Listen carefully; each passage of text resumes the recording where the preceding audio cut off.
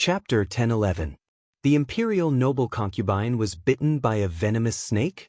How could there be a venomous snake in the palace? And where did it come from in the middle of winter? As soon as Long Tianma heard the news, he was certain that Mu Luiyue was the culprit. If Zhen finds out the culprit, Zhen won't let them off, no matter who it is, he said viciously before hurrying to the Duanmu Jin's Wenlan palace. General Mu and Mu Qingwu couldn't enter the imperial harem as they pleased. General Mu was very calm as he told Mu Qingwu, "Let's go back." Mu Qingwu obediently followed him, but he hadn't gone far from the imperial study before he couldn't help but speak up. "Father, Liu Yue's actions are very inappropriate." General Mu didn't speak, but walked forward in silence. If this was the past, he would definitely pretend to be rude and berate Mu Qingwu loudly. But he didn't need to pretend anymore. If a military general had a steady heart and a talent for strategizing, he'd be feared by the sovereign king. But Long Tianma had long been eaten up by General Mu's estate. Naturally, he had to take off the mask he'd worn for so many years. Perhaps if Tianning didn't have internal strife and Cloud Realm continent continued to be peaceful, he could pretend for the rest of his life. But Tianning had fallen to its current state, and his precious daughter had married Long Tianma. She'd suffered so many grievances that he couldn't bear it any longer. Mu Qingwu had long sensed his father's change. He didn't know when it started, but whenever he looked at his father's back, he always felt a sense of unfamiliarity. Mu Qingwu chased after him and said, "Father, Liu Yue's actions will harm others and herself. If she forces His Majesty into a corner, she won't be able to get away with it." General Mu stopped in his tracks and gave Mu Qingwu a deep look. But he didn't say a word as he kept walking. Mu Qingwu followed closely behind. After some hesitation, he simply said, "Father, you'll only harm Liwei like this." General Mu abruptly turned around and said angrily, "Are you doubting your father or questioning your father?" Mu Qingwu quickly lowered his head. "This child doesn't dare. This child just doesn't want Liwei to keep making mistakes. Do you know what's right? What's wrong?" General Mu angrily. Although Mu Qingwu's head was lowered, his heart was filled with dissatisfaction and defiance. Ever since he was old enough to understand things, he had always respected his father. If his father said one, he wouldn't dare say two.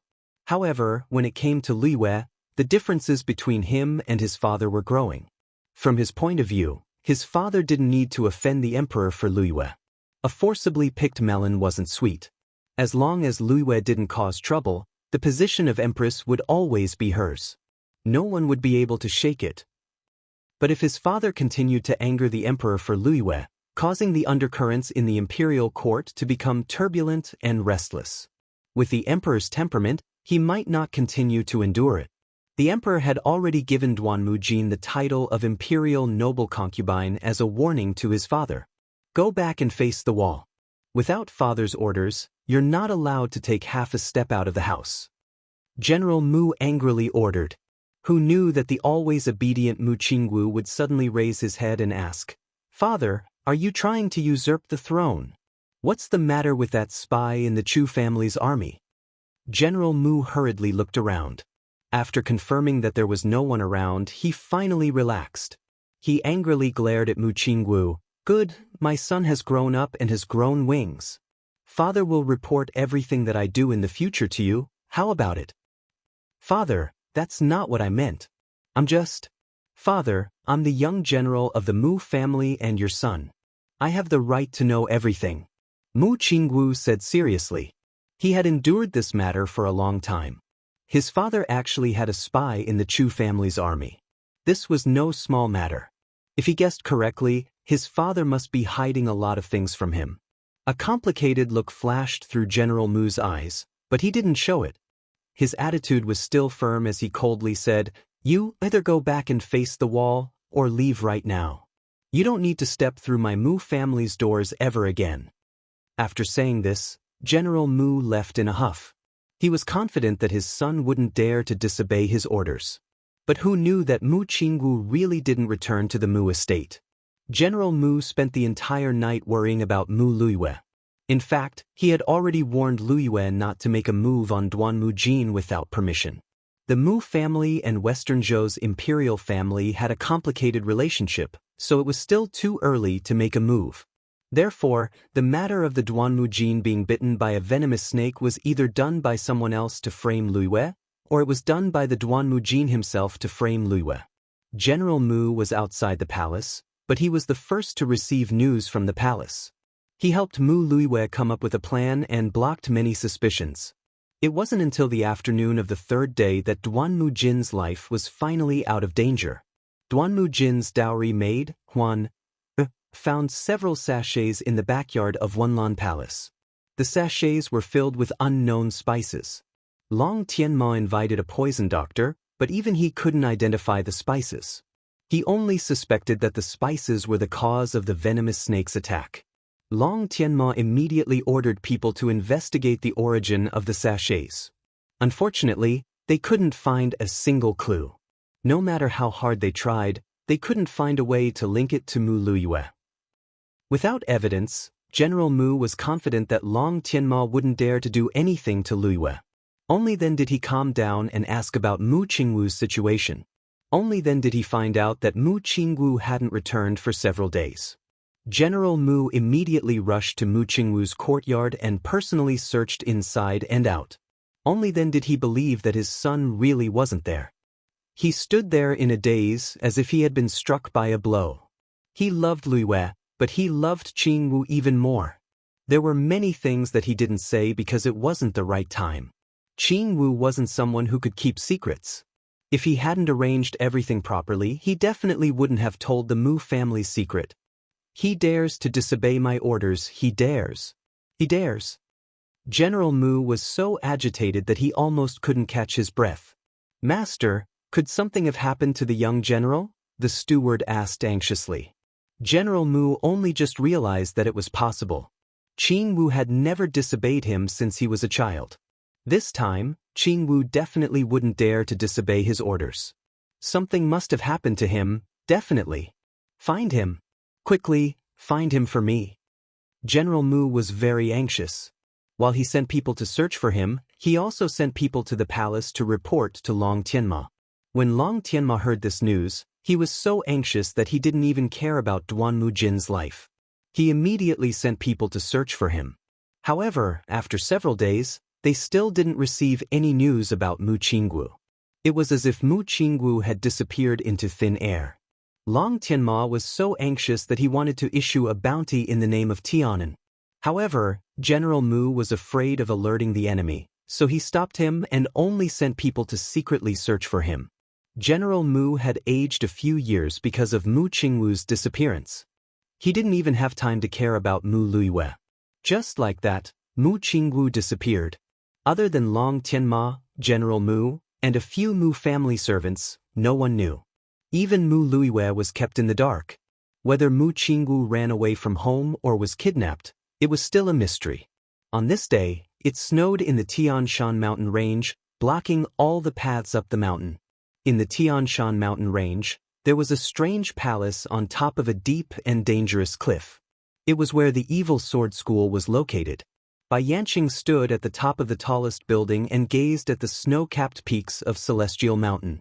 His excellent swordsmanship had all come from the evil sword school, so he could naturally find a place to hide in the evil sword school.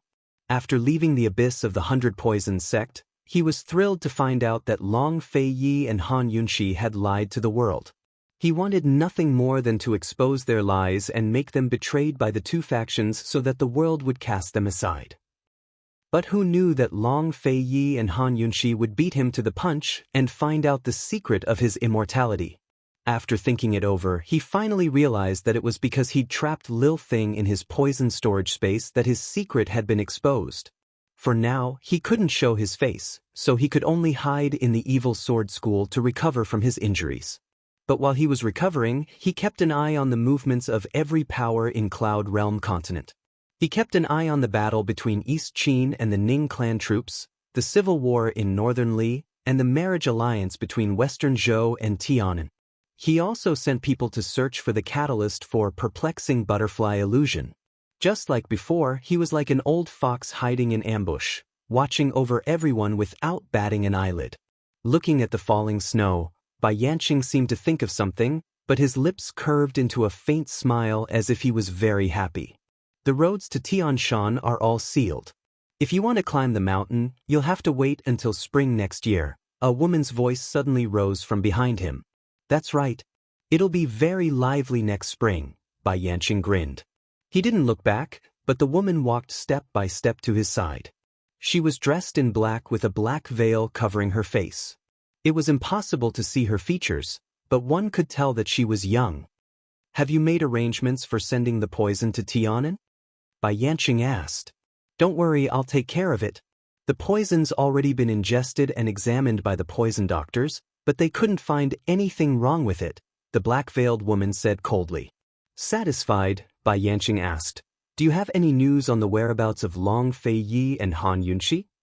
Hatred flashed in the black-veiled woman's eyes at the mention of those two names.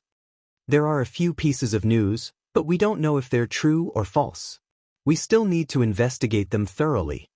Bai Yanqing didn't press her, but chuckled. You must want to know their whereabouts even more than old man He. Go on then. The black-veiled woman didn't say much, but turned to leave. Long Fei Yi had arranged for many shadow guards to disguise themselves as him and Han Yunqi, then spread a lot of fake news. That was how they'd been able to hide their tracks until now. By now, he and Han Yunqi had already reached Medicine City. They didn't linger in Medicine City for long, nor did they alarm any of the clans in Medicine City. Instead, they headed straight for Medicine Hut. When they arrived at Medicine Hut, Gu Beiyue and Tang Li had arranged for people to deliver the century-old snow wine. The king of medicine was pleasantly surprised to see Han Yunqi and the others. When he'd given the Medicine Hut's pharmacopoeia to Han Yunqi, he'd been hoping that Han Yunqi would come back and ask him for guidance. But who would have thought that Han Yunqi wouldn't return? She'd even given the pharmacopoeia to that girl, Mu Ling, and he'd been bombarded with urgent messages from Mu Ling every day. Girl, it wasn't easy to wait for you to come back. The king of medicine sighed as he stroked his beard.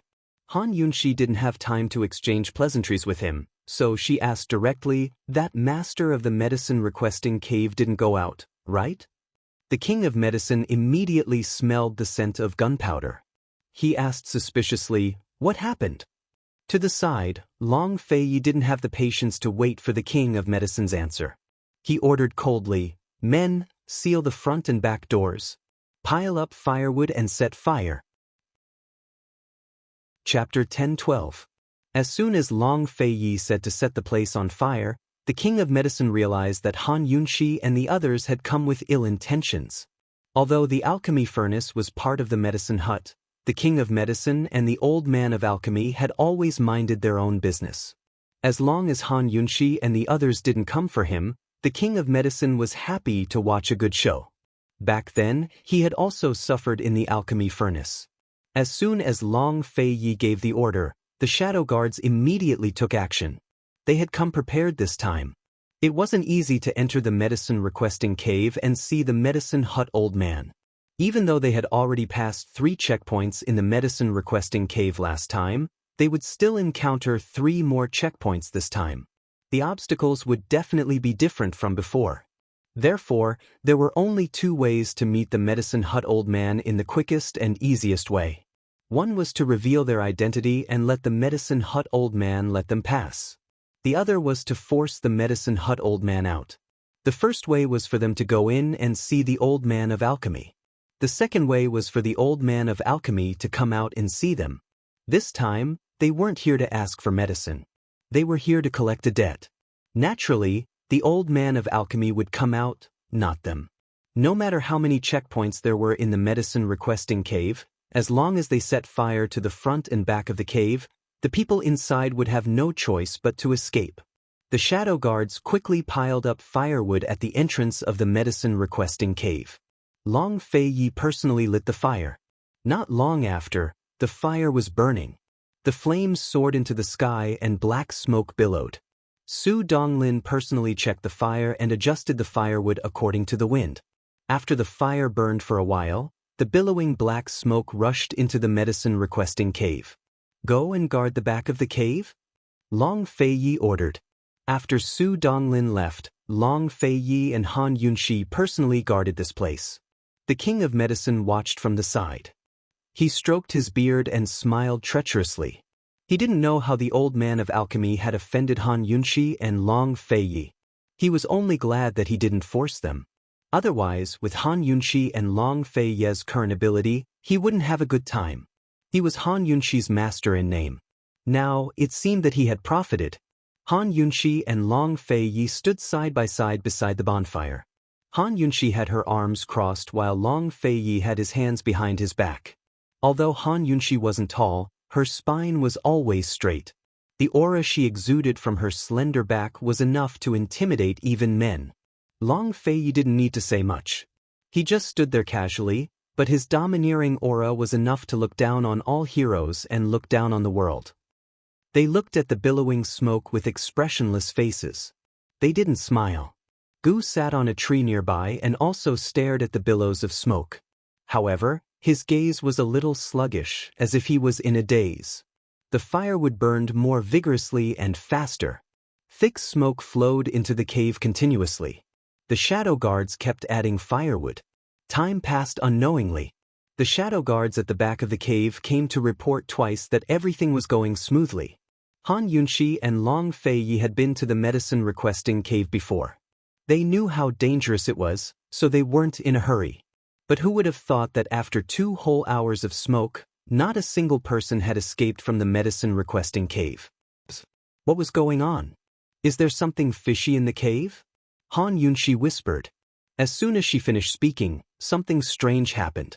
The black smoke that was slowly flowing in suddenly surged in, as if some kind of energy was being sucked in by the cave. It's very fishy. Long Feiyi was surprised, but he wasn't in a hurry. Gu was a little restless.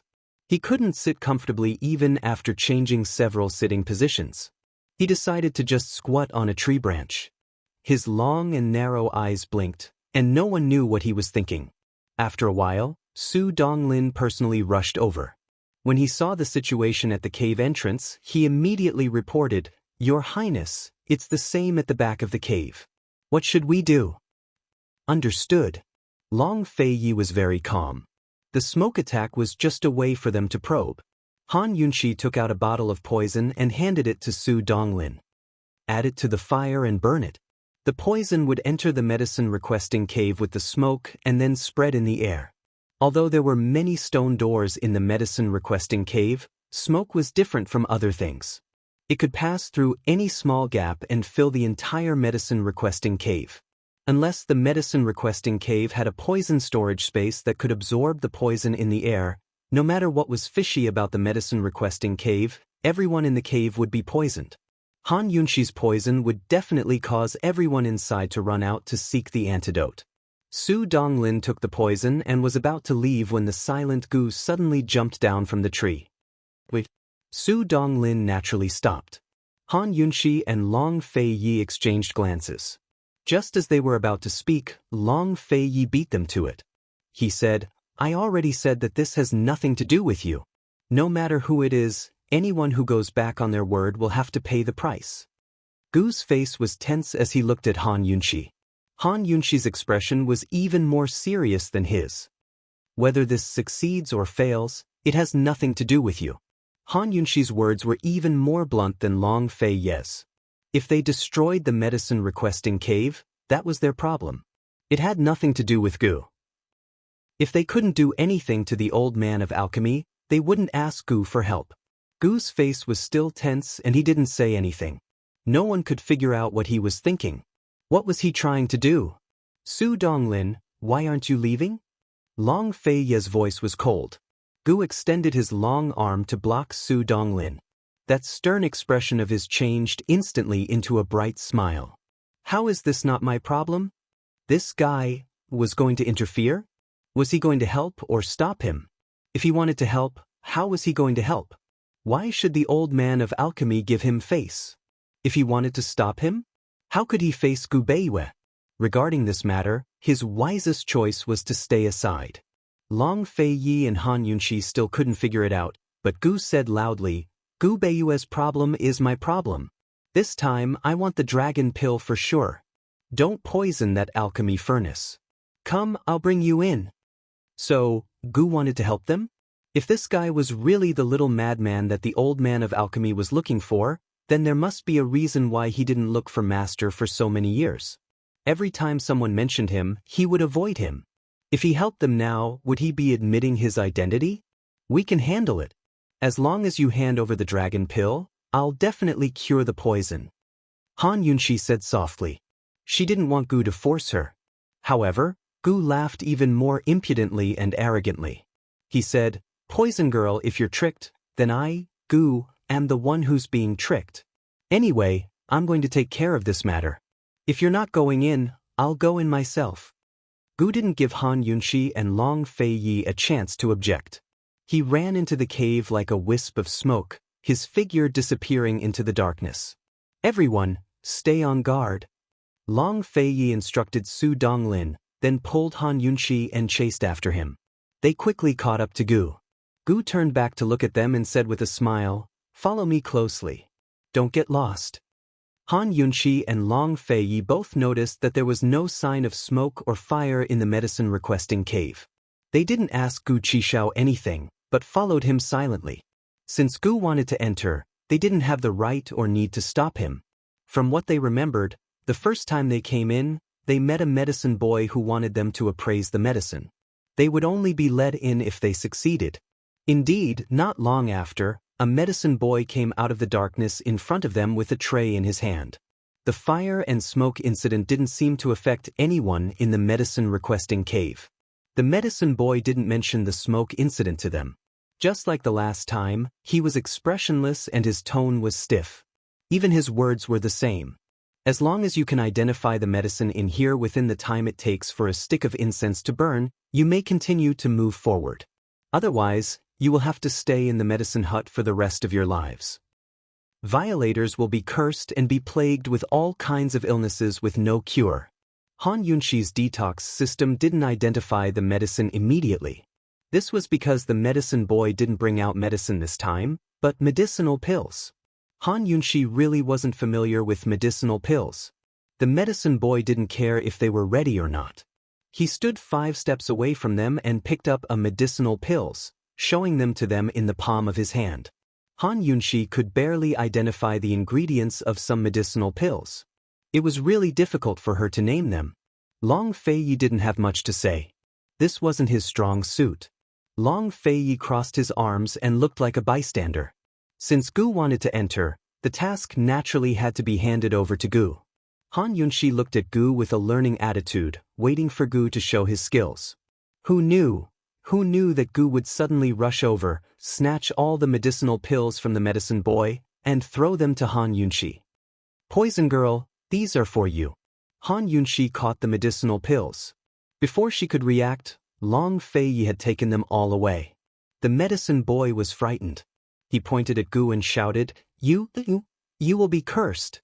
You will be plagued with all kinds of diseases, and there will be no medicine to cure you." Gu's lips curled into a disdainful sneer.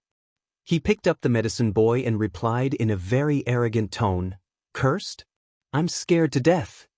After he finished speaking, he casually threw the medicine boy to the side and kicked open the stone door in front of them.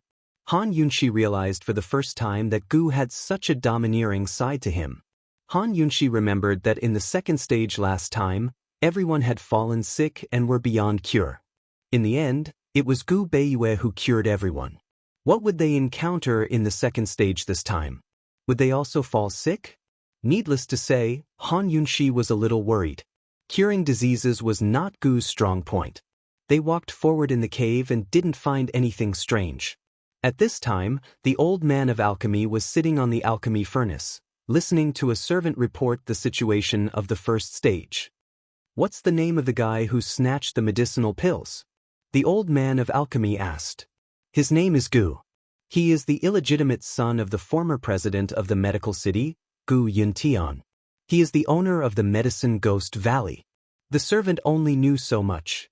The old man of alchemy's face was gloomy. No matter who he is, he dares to snatch the medicinal pills from the old man, kill him without mercy. Han Yunshi and the others passed the second stage last time. This time, it would not be so easy. Moreover, the medical expert, Gu Beiyue, didn't come with them. He wanted to see how long Gu could be arrogant. The old man of alchemy thought so. However, what Gu did in the second stage made him fall directly from the high alchemy furnace. Chapter 10:13. Gu walked in front, while Han Yunxi and Long Fei Yi followed behind.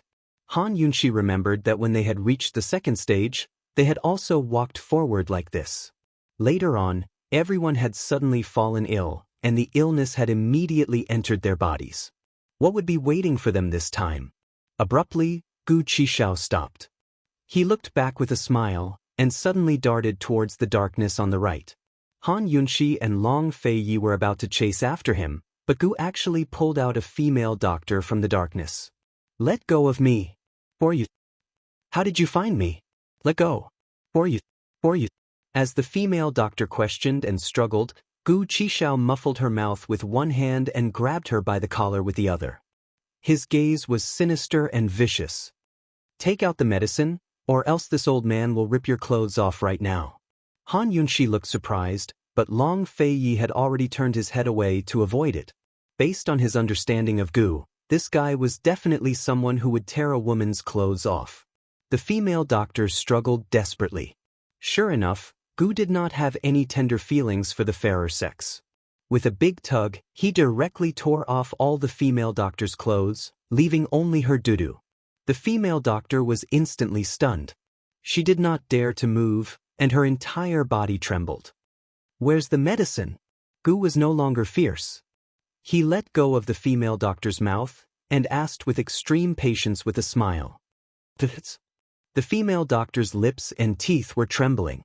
It's in the secret room's stone door, inside the stone door's inner wall." Long Fei Yi immediately walked towards the darkness on the right. He found the secret room's door hidden in the wall, and found a few bottles of medicine in the mezzanine. Only then did Gu throw the female doctor aside, and said with a smile, "Take the medicine and don't worry. Walk forward." The female doctor was thrown aside into the darkness and shouted, "You're too much. You violated the medicine requesting cave's rules. You won't get the medicine." They were not here to ask for medicine in the first place. Naturally, he didn't have to be as well behaved as before. Long Fei Yi didn't know much about this cave. Otherwise, he would have let Su Donglin and his men kill their way in. Long Fei Yi and Han Yunxi both took the medicine and continued to walk forward with Gu. If they were only 90% sure before, they were now 100% sure that Gu was the disciple that the old man of alchemy was looking for, the little madman. Otherwise, how could Gu be so clear about the secret of the medicine-requesting cave? After Gu was expelled from Alchemy City, he came to the alchemy furnace and worshipped the old man of alchemy as his master. What happened between the master and disciple that made Gu leave without saying goodbye? Han Yunxi and Long Fei Yi were both curious, but they tacitly agreed not to ask. Han Yunxi and the other two continued to walk forward. When the old man of alchemy learned that Gu had found the female doctor in the secret room and taken away the medicine, he directly fell from the top of the alchemy furnace. Fortunately, he reacted quickly enough to flip over and land on his feet first. Otherwise, his old bones would have been crippled. How did he know? How did he know? The old man of alchemy asked in disbelief. The servants were also very curious. Gu had nothing to do with the alchemy furnace, so how did he know about the secret of the second trial? Suddenly, a servant stood out. "Master, is it that young master has returned?" The old man of alchemy was in the afternoon. His young disciple had always been respected by everyone as the young lord. Everyone thought that the young lord had inherited his master's mantle. No one thought that the young lord would suddenly disappear. No one knew what happened between the master and disciple back then. The old man of alchemy was stunned, then he shook his head. No, he doesn't know about these things. In the past 10 years, the old man of alchemy had broken the 3 trials of the medicine-requesting cave countless times. Little madman had been here for so many years, so how could he know the secret of the 3 trials? The old man of alchemy seemed to be crazy, but he remembered some things very clearly. He couldn't forget or be wrong. Moreover, the old man of alchemy knew his disciple too well. He knew that no matter what the reason was, the little madman would never enter the medicine-requesting cave again. "It's not him, it can't be him," the old man of alchemy muttered to himself. "Master, then what's going on?" the servant asked, puzzled. "Tell the person in the third trial to hide well. If she reveals herself again, the old man will throw her into the furnace and burn her," the old man of alchemy said viciously. Who knew that before the servant could give the order, a few servants suddenly flew out of the cave and crashed into the alchemy furnace. One by one, they spat out blood and fell to the ground. Han Yunxi and Long Fei Yi were still under Gu's protection. They successfully passed the third trial and killed their way here. "Protect the master." The servants immediately rushed over with their swords. The old man of alchemy waved his hand and dismissed them. "Aya, it's so lively here today." Han Yunxi smiled innocently. She saw that there was no fire in the huge alchemy furnace. There was only smoke. Presumably, the thick smoke that came in earlier was all sucked in by this strange furnace. The old man of alchemy glanced at Han Yunxi and arrogantly asked, "Who is Gu? Come out and let the old man take a look." Only then did Gu Qishao saunter out from behind Long Fei. His eyes narrowed into slits as he grinned. His enchanting beauty and pure and harmless smile were perfectly combined on his face. His smile was devastatingly beautiful and charming. Seeing his smile, the old man of alchemy was immediately stunned. After a while he muttered, You are Gu?" When Little Madman left, he was still very young. He didn't know what Little Madman would look like when he grew up. However, when he saw Gu's long and narrow eyes, he was inexplicably sure that Little Madman's eyes must look like this. It must be. That's right. Gu stood at the high entrance of the cave and looked disdainfully at the tiny old man of alchemy under the alchemy furnace.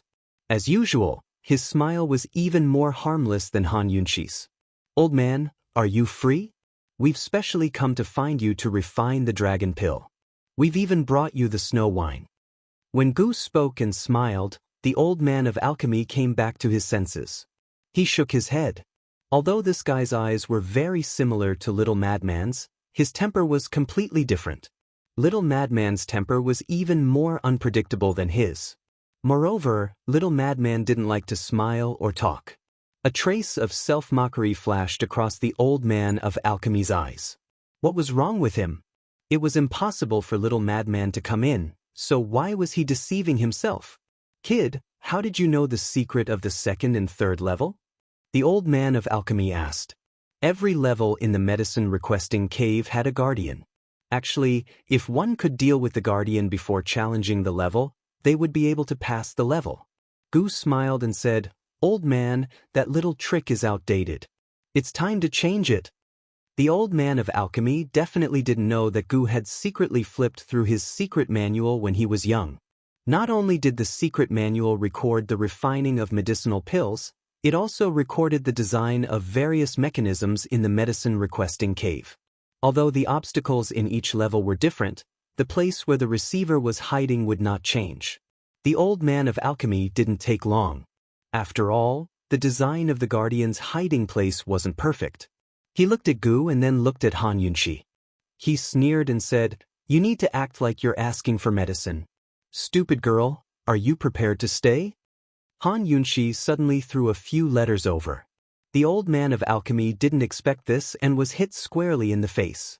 Han Yunxi said angrily, "It's written in black and white that you wanted me to provide you with all the curative effects of the dragon pill.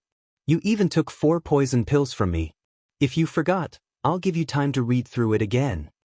Han Yunxi and Long Fei Yi didn't directly cause trouble, which was already very kind. Who knew that the old man of alchemy would pick up the letters and casually throw them into the alchemy furnace? This tall alchemy furnace didn't have a fire, but it continuously emitted heat waves. When the letters were thrown in, they immediately turned into ashes and disappeared. The old man of alchemy was very satisfied with this result. He slowly stroked his beard and said with a smile, "Words are no guarantee. If you want the dragon pill back, you stay. There's nothing else to discuss." As soon as the old man of alchemy finished speaking, Long Fei Yi was about to draw his sword.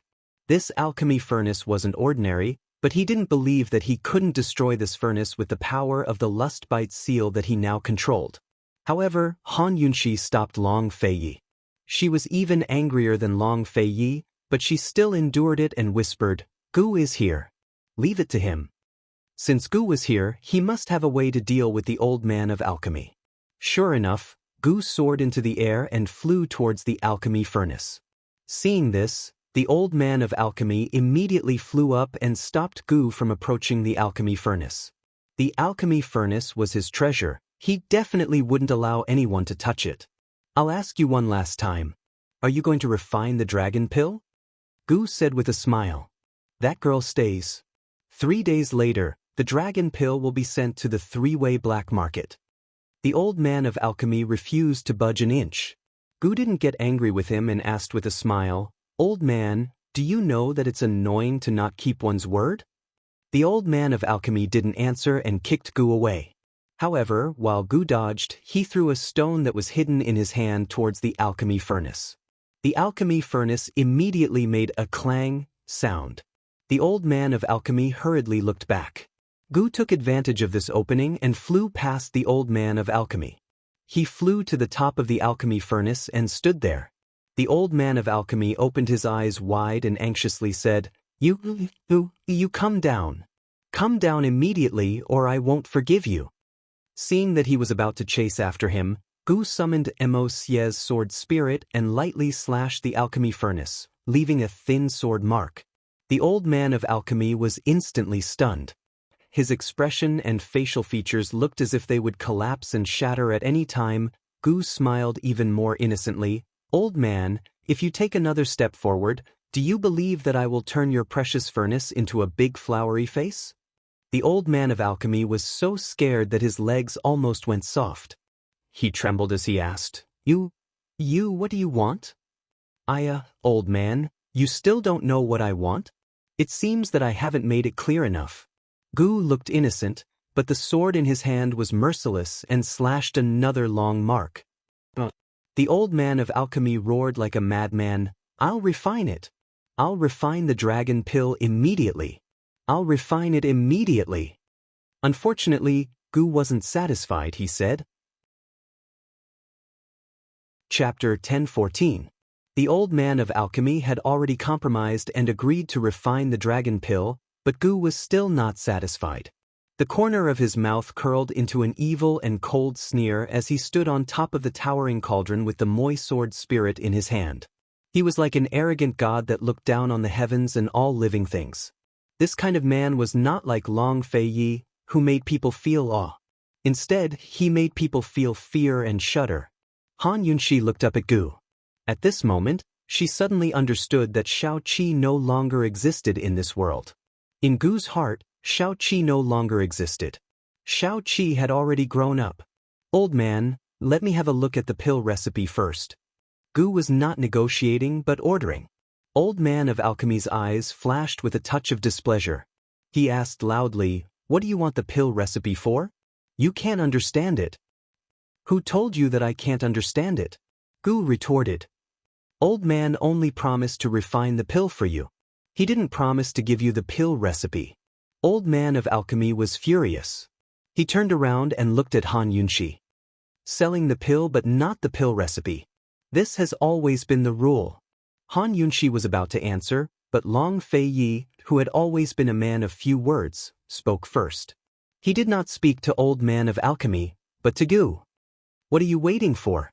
Before the old man of alchemy could understand, Han Yunxi smiled. With Long Feiyi and Gu around, no matter how big the matter was, it seemed that it had nothing to do with her. She could ask for a chair from the old man of alchemy to sit and watch. Hiss! The old man of alchemy suddenly turned around and saw Gu holding Immerse's sword soul, slowly drawing circles on the alchemy furnace. "Gu!" The old man of alchemy was so angry that he almost vomited blood. He suddenly rushed forward. As he got closer, Gu's movements became faster and faster. The old man of alchemy had no choice but to stop. Unwillingly, he took out a prescription from his sleeve and tossed it to Gu Qishao. After Gu caught it, he immediately looked at it seriously. After looking at it for a long time, he threw the pill formula to Han Yunxi. Poison girl, take a look. Gu's medical skills could be considered the best in Cloud Realm. If he couldn't see any problems, Han Yunshi wouldn't be able to either. Unless this prescription involved poison. Han Yunshi was on guard. As soon as she saw the prescription, she immediately asked, "What's the dosage of the snow wine?" The prescription mentioned 19 medicinal ingredients. The first 18 ingredients all had a clear dosage, but the 19th ingredient, snow wine, didn't have a clear dosage. It only had the word, certain. At these words, the old man of alchemy despaired. He replied impatiently, "I'll replace the clear water with the snow wine. Use it as needed. There's no dosage to speak of." All right, there are no other questions. Start making the medicine. Han Yunshi didn't ask any more questions and threw the prescription to the old man of alchemy. The old man of alchemy immediately ordered people to prepare 18 ingredients and divide them into portions. Han Yunshi flew to the old man of alchemy's side and smiled. "Everyone else, withdraw. I'll personally assist you." With Gu's threat, the old man of alchemy had no room to refuse. He could only have the medical apprentices withdraw. The 18 ingredients had to be soaked in snow wine and then boiled. Once boiled to a certain degree, the dregs and juices would be separated and stored for later use. Han Yunshi had personally come to help out, for no other reason than the fact that snow wine and 2 of the 18 medicinal ingredients would produce a poison called drunken addiction when boiled together in certain amounts. Although drunken addiction wasn't fatal, it made people addicted to alcohol. However, drunken addiction was very special. It couldn't be completely detoxified and could only be alleviated by taking the antidote for a certain period of time. To make the antidote, one needed the dregs of the raw ingredients used to make drunken addiction. Moreover, the antidote would take at least 3 years. In other words, if Gu didn't pay attention and found this suspicious point and let Han Yunshi find this flaw. Once Gu Beiyue took the dragon pill in the future, he could only be controlled by the old man of alchemy. The old man of alchemy restrained Gu Beiyue in order to keep Han Yunshi. Han Yunshi didn't expose the old man of alchemy. After all, the old man of alchemy didn't indicate the dosage, and she had no evidence to accuse the old man of alchemy of his despicable means. The old man of alchemy only needed to pretend to be stupid to shirk responsibility. However, she didn't expose him and personally assisted the old man of alchemy. The old man of alchemy knew what was going on, so he naturally didn't dare to play any tricks. Sure enough, under Han Yunshi's attention, the old man of alchemy was like a withered grass in summer, weak and uninterested. How dare he use poison in front of Han Yunshi? How stupid! Gu didn't have such good patience. He urged loudly, "Hurry up!" The old man of alchemy looked up at him. "I can't hurry up. Slow work produces fine work. If I hurry up, what if something—" Before he finished speaking, Gu interrupted, "Okay. I'll wait. Gu sat cross-legged on the alchemy furnace and knocked on the alchemy furnace with Immerse's sword spirit. He wasn't threatening. He was just bored, so he knocked on the furnace when he had nothing to do. The old man of alchemy looked at the sky with a hopeless expression. His movements finally became nimble, so fast that Han Yunshi couldn't see clearly. She could only start the detoxification system to check the dosage of the snow wine. Boiling the medicine, filtering it, boiling it again, filtering it again, mashing the dregs, kneading it, looking at the color, smelling the fragrance, tasting the taste. These series of actions were repeated continuously, changing the order. For nearly an hour, the old man of alchemy's hands didn't stop. Although she disdained the old man of alchemy's conduct, Han Yunshi still admired the old man of alchemy's pharmaceutical and alchemy skills. An hour later, a portion of muddy medicinal dregs and a portion of thick, viscous liquid was placed in front of Han Yunshi. Of course, alchemy wasn't that simple. Otherwise, Han Yunshi and Gu could refine it themselves with the recipe. The dregs and medicinal liquid were only raw materials. The alchemy hadn't really started yet. The old man of alchemy was already scared of Gu. Without his urging, he immediately opened the doors of the second and third layers of the alchemy furnace and prepared to put the raw materials in. However, at this time, Gu stopped him again.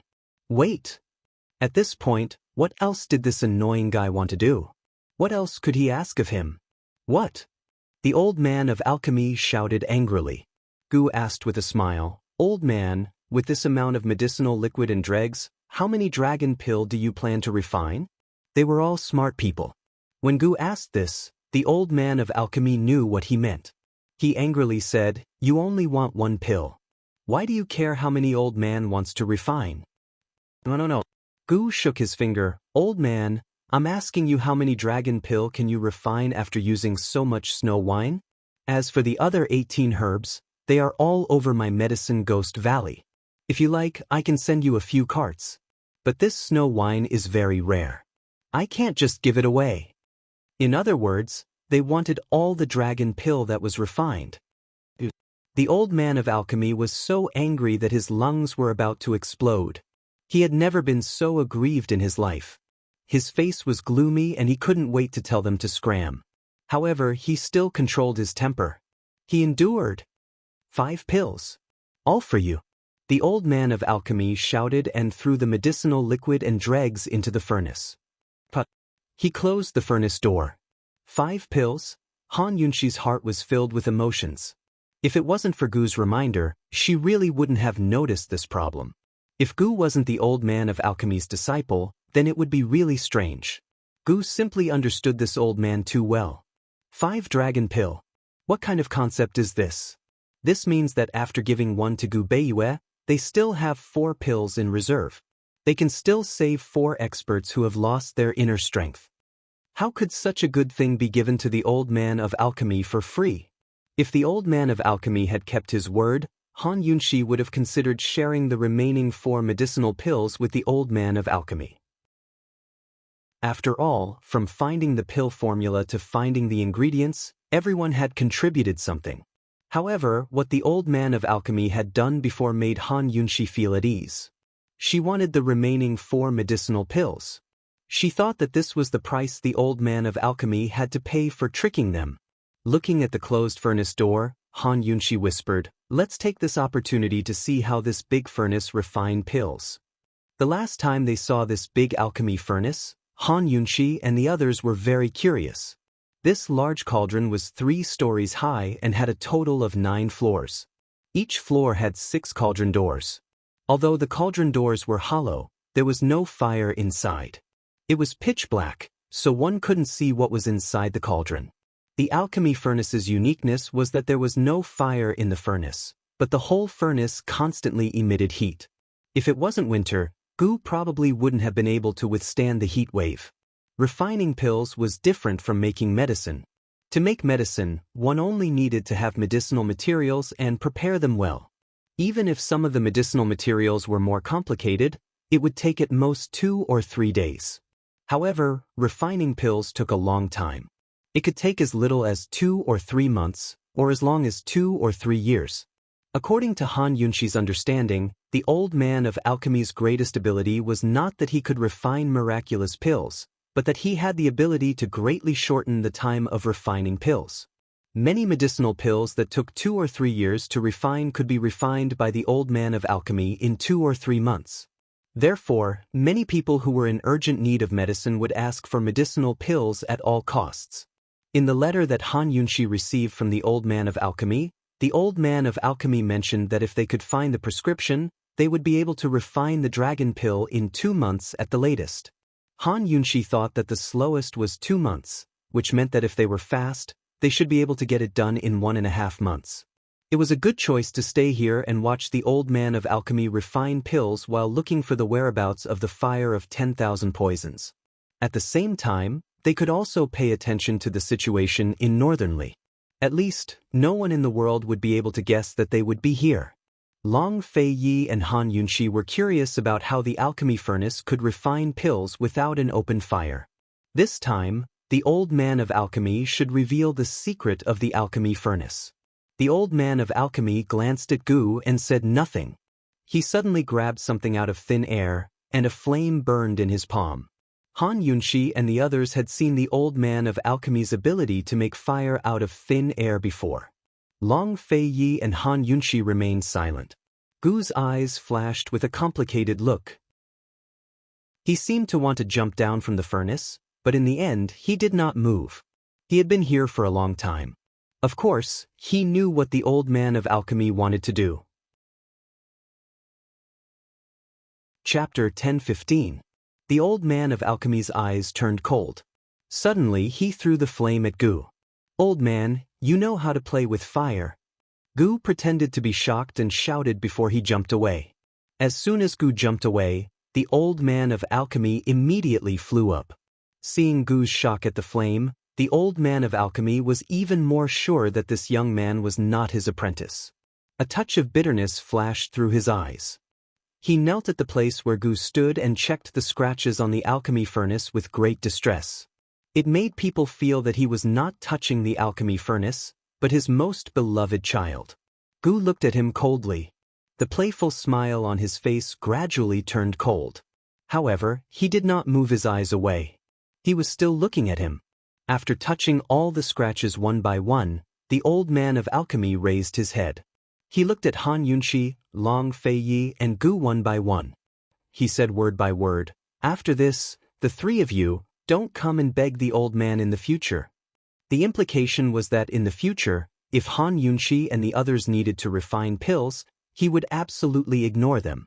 "Old man, refine the pills this time first. Otherwise, I guarantee that you and this broken alchemy furnace will not be alive until the next time." Gu Qishao threatened with a chuckle.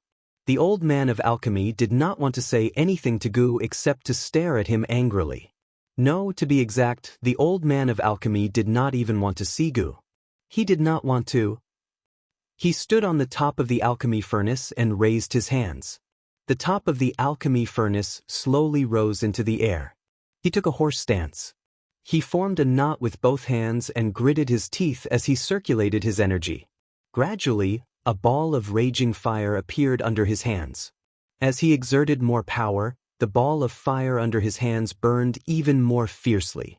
Gradually, Long Feiyi and Han Yunxi could feel the heat of the fire under Old Man Alchemy's hand. "That's strange," Long Feiyi muttered. Han Yunxi also found it strange. "What kind of martial arts is this?" Long Feiyi did not care whether the Old Man of Alchemy was a martial art or a strange technique. What he was curious about was, this old man's internal strength is ordinary. How can he turn internal strength into fire? Depending on the martial arts one practiced, the way in which one's inner strength was displayed was also different. For example, Long Feiyi's swordsmanship, the way in which his inner strength was displayed was through sword qi. If it was boxing, then the way in which his inner strength was displayed was through fist wind. However, no matter what form the inner strength was displayed in, the premise was that the inner strength was vigorous. However, the Old Man of Alchemy was not a martial artist. His inner strength was very ordinary. How did he turn internal strength into fire? Moreover, the flame under his hand was not weak. At this moment, it was still increasing. Long Feiyi pondered that the Old Man of Alchemy's secret must be in the alchemy furnace. He looked at Gu and saw that Gu was enjoying the flame under the Old Man of Alchemy's hand with great interest. There was nothing unusual about him. If he did not know the truth, Long Feiyi felt that he could not see that Gu was the Old Man of Alchemy's disciple. How much did Gu know about the secret of the alchemy furnace? As the Old Man of Alchemy continued to exert his strength, the flame continued to increase. Just as everyone was absorbed in watching, the Old Man of Alchemy suddenly jumped into the air. In an instant, the flame under his hand swelled into a huge fireball. The fireball seemed to be filled with air as it continued to expand. It gave people a feeling that it would explode at any time. How destructive would the explosion of this fireball be? Long Feiyi became alert and pulled Han Yunxi's hand. However, Gu leaned against the wall casually and looked up as if he was enjoying the fireworks. He even smiled slightly. Although from Gu's performance, the big fireball would not be dangerous, Long Feiyi was still cautious and did not let go of Han Yunxi's hand. Sure enough, the big fireball did not explode. Instead, under the guidance of the Old Man of Alchemy, it slowly turned into a fire dragon and flowed backward into the alchemy furnace from top to bottom. When all the flame flowed into the alchemy furnace, the lid of the furnace that was suspended in the air suddenly fell down, making a loud noise that hurt people's ears. Han Yunshi kept staring into the furnace. Looking through the hollow furnace door and furnace window, she did not see a trace of fire. In other words, after the huge fireball flowed into the alchemy furnace, the fire was all gone. Extinguished? Long Feiyi, where is the fire? Han Yunshi asked. Long Feiyi stared at the second and third layers of the alchemy furnace. The medicinal juice and dregs were placed in these two layers. He clearly felt that the flow of fire turned into a force and flowed to the second and third layers. There seemed to be a force that was gradually activated in the second and third layers and gradually became stronger. The fire should be there. As soon as Long Feiyi finished speaking, the second and third layers of the alchemy furnace suddenly lit up. Through the cracks of the carvings, they could faintly see the raging fire in the furnace. However, this scene only lasted for a moment. Before Han Yunshi and Long Feiyi could see the fire clearly, the fire on the second and third layers was extinguished. The old man of alchemy jumped down from the top of the alchemy furnace and said cold words. If you want to wait here or outside, it's up to you. The furnace can only be opened after 5 years. It said that there are 5 dragon pill, but the old man can't guarantee how many pills can be refined in the end. The old man can only guarantee that at least 1 pill can be refined for you to bring back to save people. As the old man of alchemy spoke, he walked to the side and sat cross-legged on the praying mat to rest. Han Yunshi looked at Long Feiyi and then looked at Gu. They were a little dumbfounded. 5 years? What kind of joke was this? Didn't the letter say that it would take at least 2 months? If it took 5 years, they might as well continue to look for the dragon pill. Why spend so much effort on refining the pill? Old man, you won't cry until you see the coffin, right? Gu walked over step by step. If I could wait that long, why would I look for you? Although the dragon pill was rare, according to the normal refining method, it would take 5 years. Even with such a large furnace, it would still take 5 years to refine. Did the old man of alchemy really think that they were amateurs? The old man of alchemy ignored him and looked at Han Yunshi. He said seriously, "Girl, according to the amount of snow wine you control, it will take 10 years to refine the dragon pill. With the power of the old man's furnace, it will take at least 5 years. Today, if you destroy the old man's furnace, the old man guarantees that no one in the world will be able to refine the dragon pill in 5 years." The old man of alchemy's attitude didn't seem like he was lying. Han Yunshi was shocked. She originally thought that the old man of alchemy wanted to use this opportunity to restrain Gu Beiyue and threaten them. She didn't expect that the amount of snow wine would affect the time of refining the pill. So, just now, she personally came to help the medicinal pill's old man. In fact, the medicinal pill's old man set a trap for her to jump in? What if we use your measurement? Han Yunshi asked. According to the old man's measurement, it will only take 1.5 months. However, the person who takes this pill will be addicted to alcohol. He must take the antidote regularly for 3 years to relieve his alcohol addiction. The old man of alchemy said seriously, "The dragon pill can help people recover their internal strength. It is a heaven-defying action, so naturally, there will be restrictions. Even if you find the finished product, you will still be poisoned after taking it." The result of the poisoning was exactly the same as Han Yunshi's judgment. Han Yunshi immediately became angry. "Old man, why didn't you say so earlier?" Once Gu Beiyue's internal strength recovered, his vitality would also recover. As long as his vitality recovered, his foundation could be consolidated. It would be beneficial to Gu Beiyue's body. Although the poison of alcohol addiction would damage the body, no matter how much damage it would cause, it would not be as serious as the loss of vitality for 5 years. No matter what, it was worth it to recover his internal strength and get addicted to alcohol. "You didn't ask." You were the one who made the dosage of the snow wine. Who's to blame?" The old man of alchemy sneered. Han Yunshi was angry. If she had asked just now, would the old man of alchemy tell her so much? Would he tell the truth? The old man of alchemy clearly knew that she could see the poison, so he did it deliberately. If the old man of alchemy sincerely wanted to tell them the truth, He should have told them the truth when she adjusted the dosage of the snow wine. He should have told them the truth and let them make a choice, right? Long Fei Ye's face had already darkened, and Gu also slowly narrowed his eyes. I still have snow wine here. I'll remake the raw materials immediately. Han Yunshi said seriously. The old man of alchemy laughed. You're too late. Once the furnace layer is closed, no one can change it until the medicinal pills are refined. Change to other furnace layers. Gu said angrily. Hee, the other furnace layers are all full. It will take 3 years to refine one layer. You can wait patiently. The old man of alchemy finally got his revenge. He laughed heartily. Are you playing with us? Long Fei Yi said coldly. Gu immediately soared into the sky and released Immerse's sword spirit, fiercely slashing towards the alchemy furnace. Who knew that before the sword could even get close to the alchemy furnace, it was shaken off by a scorching force. The old man of alchemy laughed even more wildly and wantonly. Once the celestial fire Qian furnace is full, not to mention your Immerse's sword spirit, even the Ganjiang treasure sword won't be able to hurt it. You just wait and see. Celestial fire Qian furnace? When Han Yunshi heard this name, her first reaction was that these furnaces were a pair. Qian was the meaning of heaven, and Kun was the meaning of heaven. Qian and Kun were the world. These two had always been together. If the fire of the furnace in front of them was the celestial fire, then would there be a furnace with earthly fire? If there was, then it must be called the earthly fire Kun furnace. Gu didn't believe in heresy.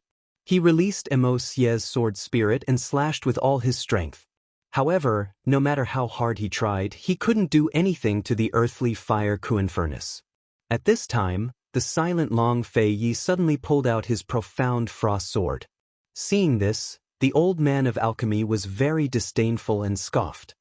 He only took a glance and then retracted his thoughts, squinting his eyes to rest. However, Long Fei Ye's sword didn't slash towards the celestial fire Qian furnace. Instead, it fiercely slashed towards the ground, forcefully creating a crack in the ground. The old man of alchemy looked over and was immediately stunned. Gu Qishao only laughed out loud. Long Fei, you win. As he spoke, he fiercely slashed the crack in the ground. As the crack expanded, more than half of the ground tilted and sank. The alchemy furnace that was originally standing steadily also tilted. No furnace in the world could fall. Once a furnace fell, it would be destroyed. Chapter 10:16. If the furnace fell, the alchemy furnace would be destroyed by its own furnace fire. Once the furnace fire leaked out, the entire medicine-requesting cave would be burned to ashes.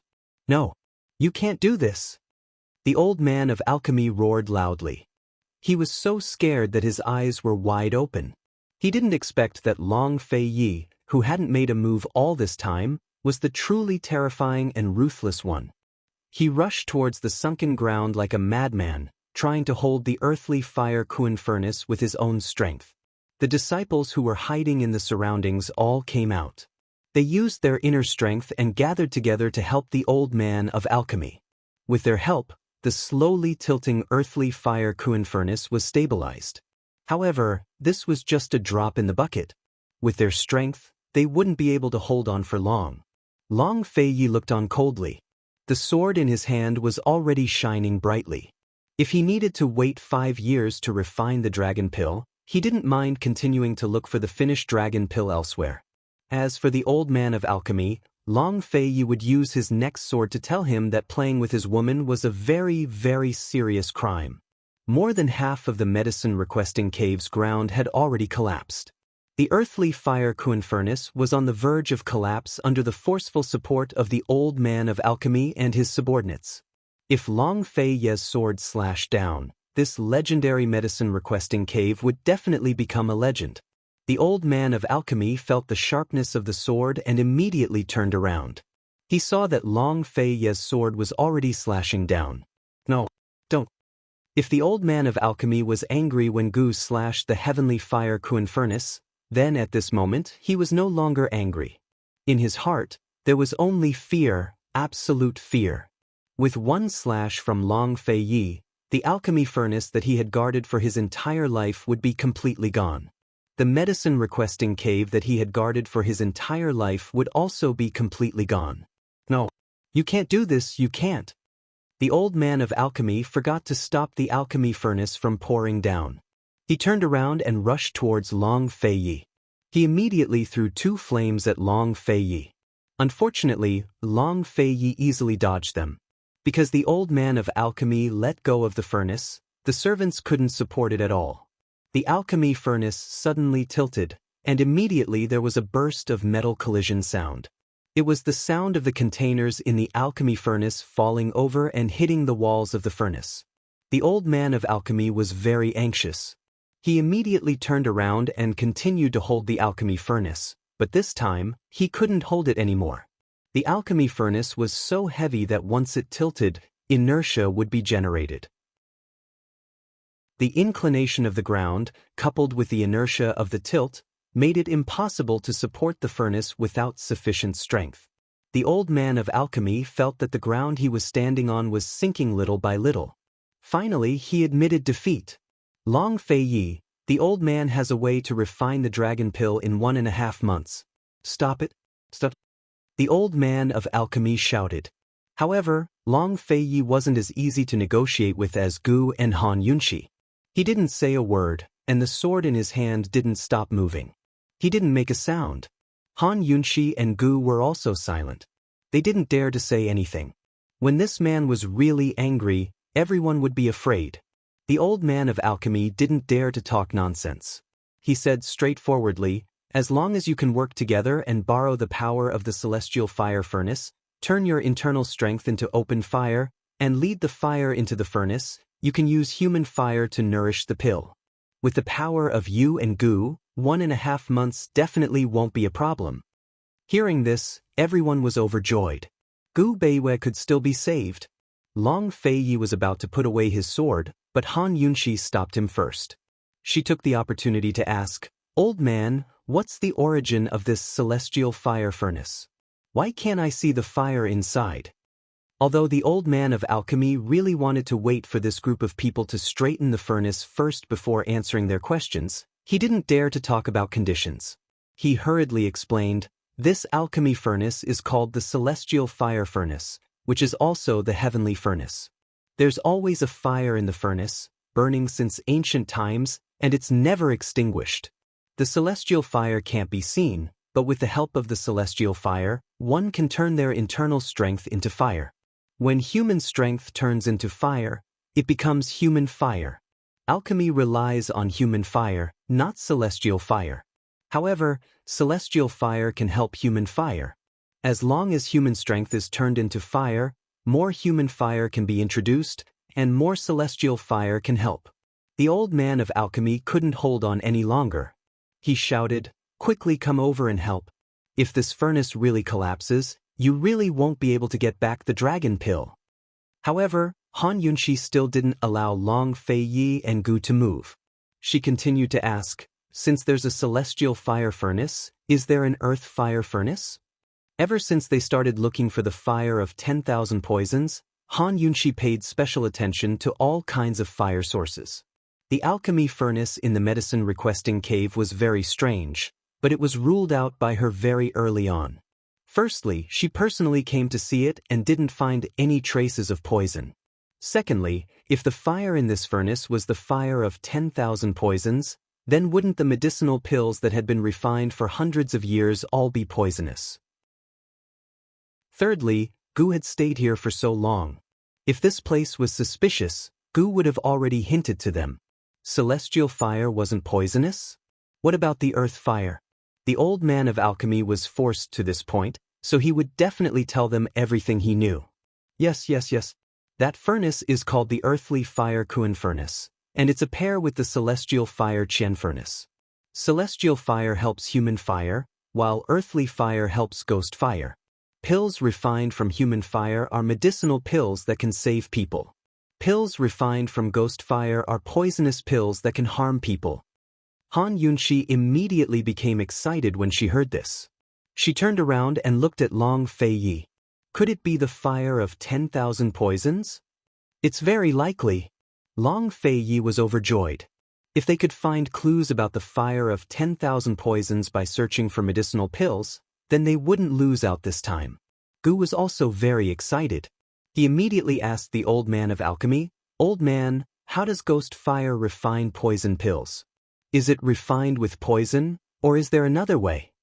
The old man of alchemy's feet sank into the pit. His face was bright red from the heat of the furnace, and he was about to cry. The old man doesn't know.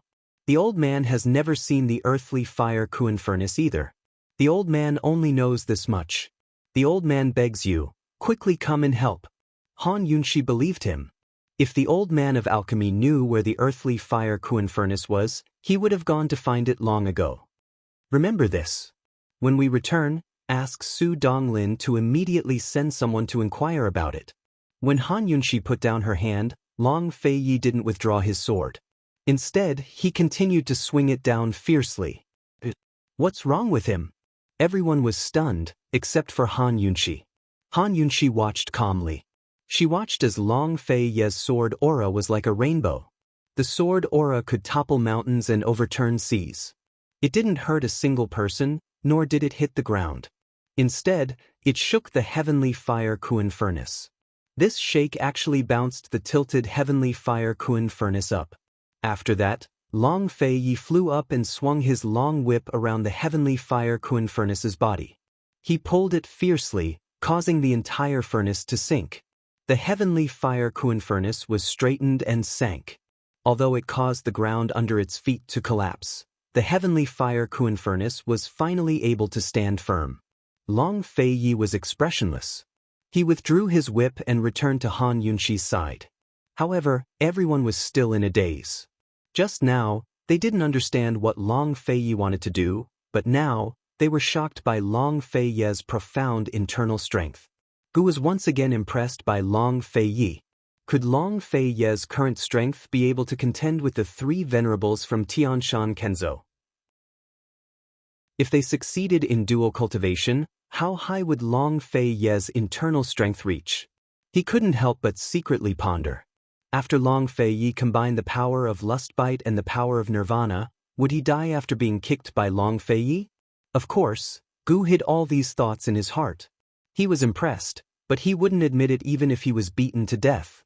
After the heavenly fire Kuan furnace stabilized, Old Man of Alchemy and his subordinates all let out a sigh of relief. Han Yunshi and Long Fei Yi didn't give the Old Man of Alchemy a chance to catch his breath. Long Fei Yi immediately asked, "How do we turn internal strength into fire? With this prince and Gu's strength, how many days will it take from now on?" This prince wants a clear answer. If it took around a month and a half, then it would be spring by the time the dragon pill was refined. While refining the pill, they had to make plans to go to Tiger's prison to save people. Moreover, they had to work together with Ning Cheng and the Ning family army. They had to officially join hands and send troops north. Before sending troops north, there was another very important matter, and that was how to guard against Bai Yanqing. With the current situation in Cloud Realm, as long as the Eastern, Western Qin sincerely cooperated, Long Fei Yi believed that Bai Yanqing wouldn't be able to stir up any big waves. They would only guard against Bai Yanqing when it came to their personal safety. This 1.5 months was very crucial. Long Fei Yi had to have a precise time plan. The Old Man of Alchemy was deeply threatened by Gu, but he was deeply impressed by Long Fei Yi. Although he and Han Yunshi had exchanged a few letters and he knew that their current strength and influence were completely different from when they came to ask for medicine, he never thought that Long Fei Yi's martial arts would improve so quickly. The Old Man of Alchemy replied very honestly, "With your internal strength, it's completely unnecessary to work together with Gu." Come up with the old man. Long Fei Yi immediately flew up to the top of the alchemy furnace with the Old Man of medicinal pills. Gu remained expressionless for a long time before his eyes slowly turned to look at the top of the alchemy furnace.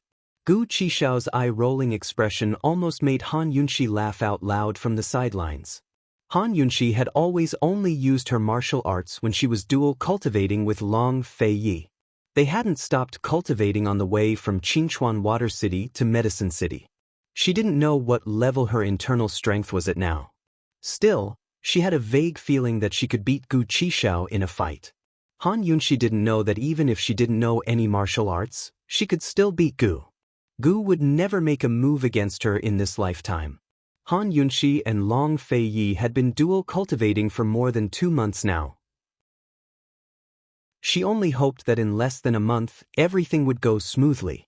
On top of the alchemy furnace, the old man of alchemy explained while demonstrating how Long Fei Yi could borrow the power of the heavenly fire to turn his internal strength into fire.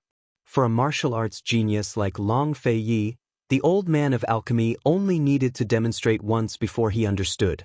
With a light press of his hands, the lid of the furnace flew up. The fireballs under Long Fei Yi's hands gradually grew bigger. The heat waves of the fireballs were far hotter than the ones used by the old man of alchemy. This was the first time the old man of alchemy had seen such a martial arts genius. For a moment, he forgot the previous unhappiness and laughed crazily. Not bad, not bad. Keep it like this for 3 days and 3 nights. Don't stop. Otherwise, before the old man of alchemy could finish his words, Han Yunxi was shocked. Don't stop? But if they didn't stop, what about their dual cultivation? Chapter 10:17. The old man of alchemy actually wanted the Long Fei Yi to maintain it for 3 days and 3 nights? Then what about his dual cultivation with Han Yunxi? Before Han Yunxi and the Long Fei Yi could say anything, Gu roared, "Old thing, what tricks are you playing now? What if you don't maintain it for 3 days and 3 nights?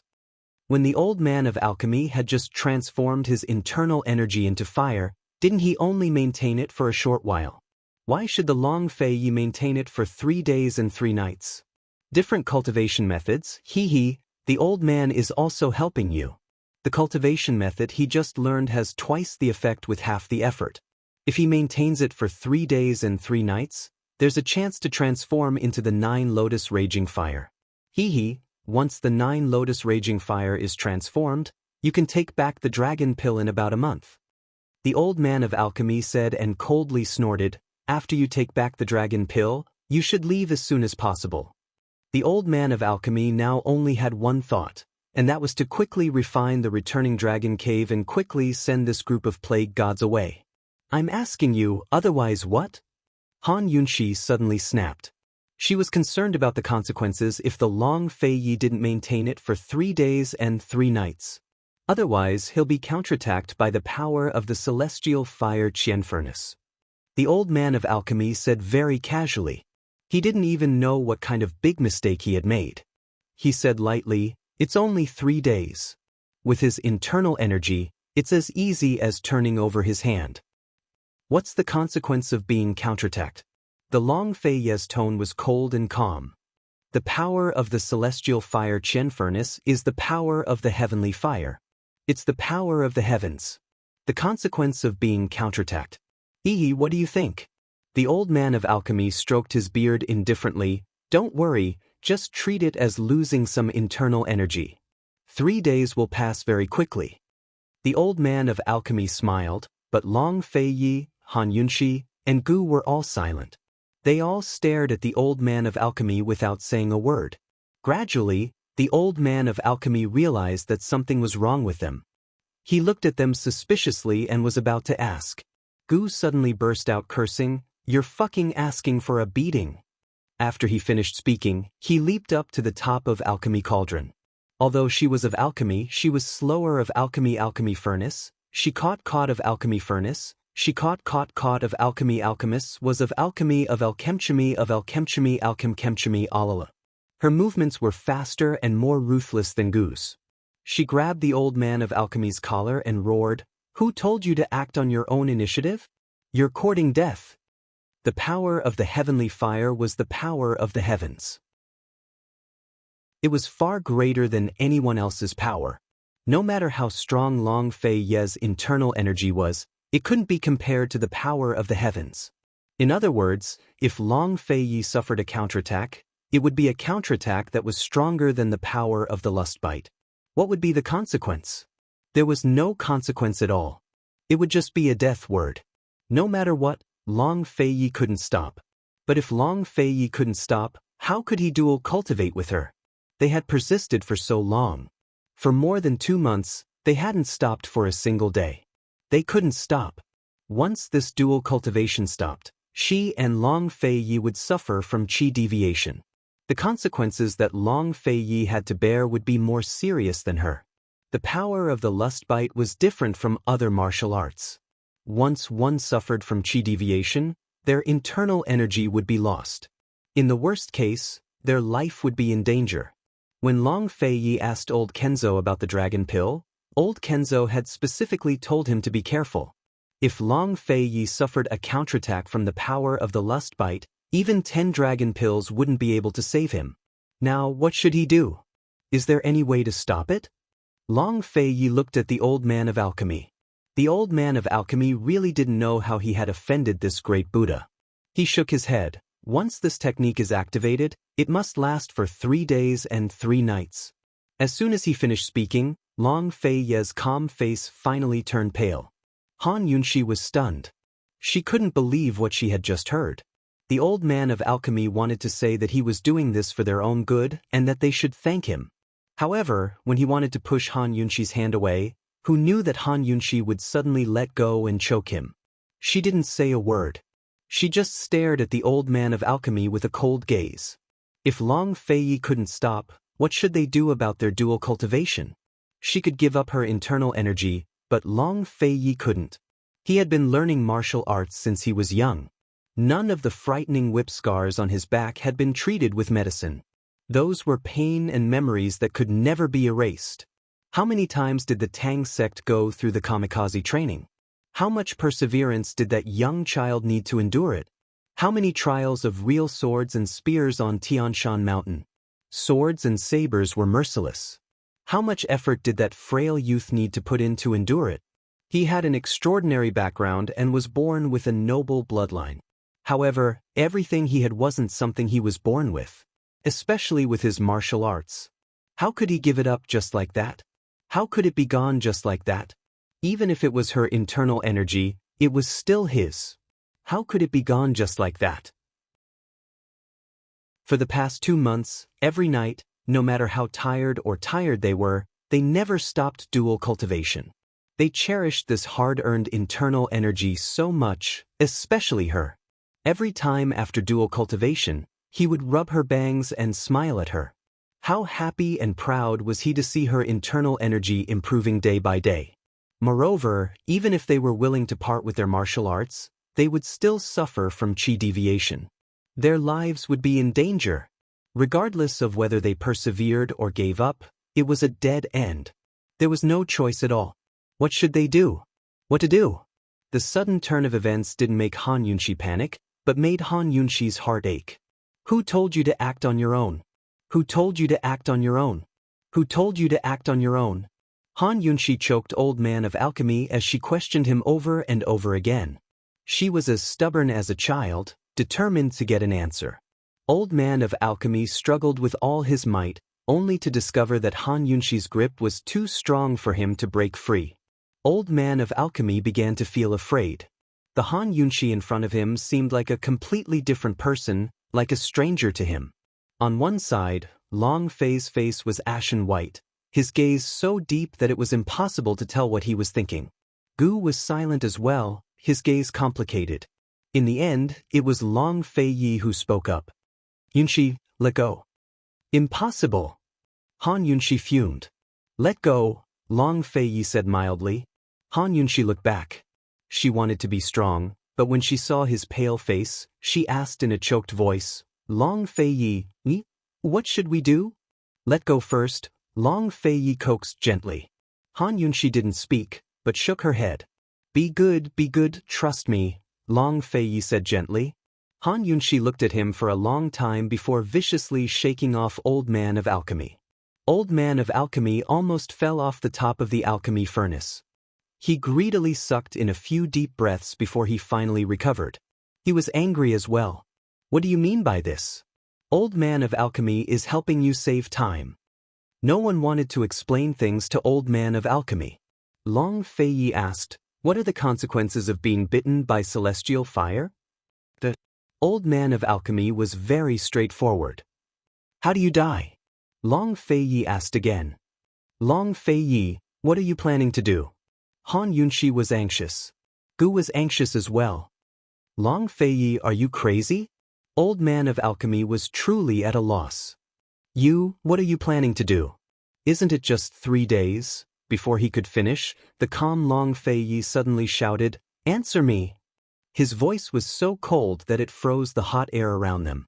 Old Man of Alchemy was intimidated and muttered, The celestial fire will seep into the internal organs and burn them. Enough. Long Feiyi interrupted. He lowered his eyes and suddenly soared into the air. As he soared into the air, the flame under his hand suddenly flared up and expanded into a huge fireball. Clang! With a loud sound, the lid of the celestial fire Qian furnace was suddenly lifted by a powerful force. Han Yunshi, Gu, and Medicine Hut Old Man were all blown away by the heat wave and hovered in the air around them. Long Feiyi, what are you doing? You're crazy! Han Yunshi wanted to chase after him, but unfortunately, the flame of the fireball was too strong. She couldn't get close enough to stop it. He and Long Feiyi were both calm people, but who was calmer than the other? Han Yunshi was on the verge of collapse, but she still knew that both choices were dead ends. However, they still had to choose to break off the dual cultivation and give up everything. At least, if they chose to break off the dual cultivation, they still had a chance to live. If Long Feiyi chose to break off the transforming technique into fire, then only death would await them. Han Yunshi always believed that Long Feiyi was calmer than her, but what happened to him now? He actually chose the path of death. Long Feiyi, answer me. What are you trying to do? Long Feiyi, at worst, will stop the dual cultivation. At worst, we'll lose everything. So what? Long Feiyi, what's wrong with you? You'll die. Han Yunshi kept questioning him loudly. Gu was also shocked, but he and Han Yunshi were the same.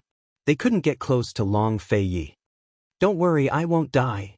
Long Feiyi replied loudly.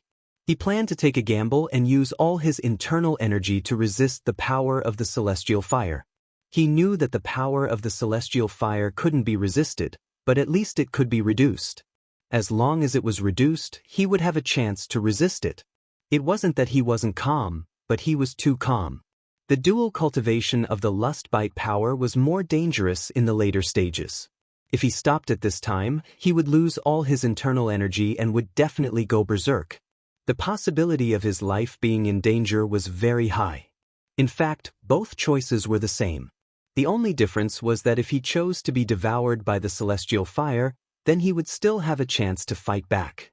If he chose to break off the dual cultivation, then other than waiting for the consequences, there was nothing they could do. He would always be calmer than Han Yunshi, because he had to protect Han Yunshi. Han Yunshi, trust me. As soon as Long Feiyi's voice fell, the big fireball in his hand suddenly turned into a fire dragon, flowing from top to bottom into the alchemy furnace. Long Feiyi, don't you want me anymore? Han Yunshi had already lost control. Her vision was blurry.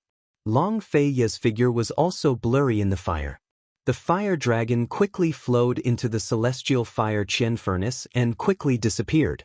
Logically speaking, the furnace lid should have been closed. However, the huge round furnace lid didn't fall back. Instead, it fell heavily on the ground. Bang! For a moment, everyone looked at the furnace lid and... Chapter 10:18. Everyone looked at the lid of the furnace that had fallen to the ground. Suddenly, a strong heat wave rushed out from the furnace, directly attacking Long Feiyi. Han Yunshi and Gu, who were at the side, were immediately blasted away by the heat wave. Both of them were blasted to the wall of the cave and spat out blood. They were just outsiders, but they were also affected by the impact. What about Long Feiyi? The heat wave struck Long Feiyi at lightning speed. Long Feiyi was hit ruthlessly and his entire body flew backwards, crashing into the cave wall like Han Yunshi and Gu. But, unlike Han Yunshi and Gu who fell down, Long Feiyi's entire body sunk into the cave wall and kept retreating. In the end, the entire wall behind him cracked. Long Feiyi was like being stared at by a broken hole in the wall. Blood flowed out of his 7 orifices. The power of the heavenly fire continued to surge out from the heavenly fire Qian furnace and towards Long Fei Yi. Very quickly, he spat out a large mouthful of blood. No! Han Yunxi cried loudly. She crawled up from the ground and immediately flew over. But she could not get close to the heat wave. The heat wave was colorless and formless, but it was extremely hot and terrifying. She had just gotten close when she was immediately blasted back. I don't want it. Han Yunxi kept getting closer like crazy, but she kept getting destroyed by the counterattack. Gu anxiously crawled up and pulled her. Calm down. Calm down. Gu urged loudly. At this time, Long Fei Yi began to resist. He crossed his hands and placed them on his dantian. His face was pale and cold. The power of the lust bite gradually erupted from his body, resisting the power of the heavenly fire that was pouring into his body. Han Yunxi did not dare to make a sound. She looked at Long Fei Yi in a daze. She could tell that he was using the power of the lust bite to resist the power of the heavenly fire. She could feel that the two of them were competing. She waited cautiously and anxiously. Long Fei Yi had said that the lust bite power was the strongest power in the world. Since that was the case, the lust bite power might be able to contend against the heavenly fire. At this moment, the old man of alchemy regained his senses and shouted, Long Fei Yi, do you want to die? How can the power of man contend against the power of heaven? No matter how strong the lust bite power was, it was still the power of a human. How could humans fight against the heavens? What's more, Long Fei Yi's lust bite power was not completely refined. Sure enough, Long Fei Yi's lust bite power suddenly dissipated, and the heavenly fire that had been accumulating all rushed towards Long Fei Yi's abdomen. Long Fei Yi's abdomen suddenly caved in as if he had been punched hard. The cracked cave wall behind him suddenly shattered and collapsed. Long Fei Yi! Han Yunxi shouted and struggled free from Gu's hand and flew over. The cave wall shattered and large rocks fell. Long Fei Yi's body was like a kite with a broken string. He fell down from the rubble and crashed onto the ground. He was sprawled on the ground, motionless. It was unsettling. Han Yunxi was so flustered that her entire body was trembling. She could not even call out his name. She landed at the side and ran forward like a madwoman. She did not even bother to stand up after falling down. She anxiously crawled forward and reached out to grab Long Fei Yi. But just as she was about to touch Long Fei Yi's fingers, the heavenly fire suddenly enveloped Long Fei Yi's entire body. In that instant, Han Yunxi was fiercely repelled by the heavenly fire and flew to the side. Poison lass! Gu ran over and was about to help her up when he was stunned. Han Yunxi's hand looked as if it had been burned by a raging fire. Her entire arm was bright red and had many large blisters.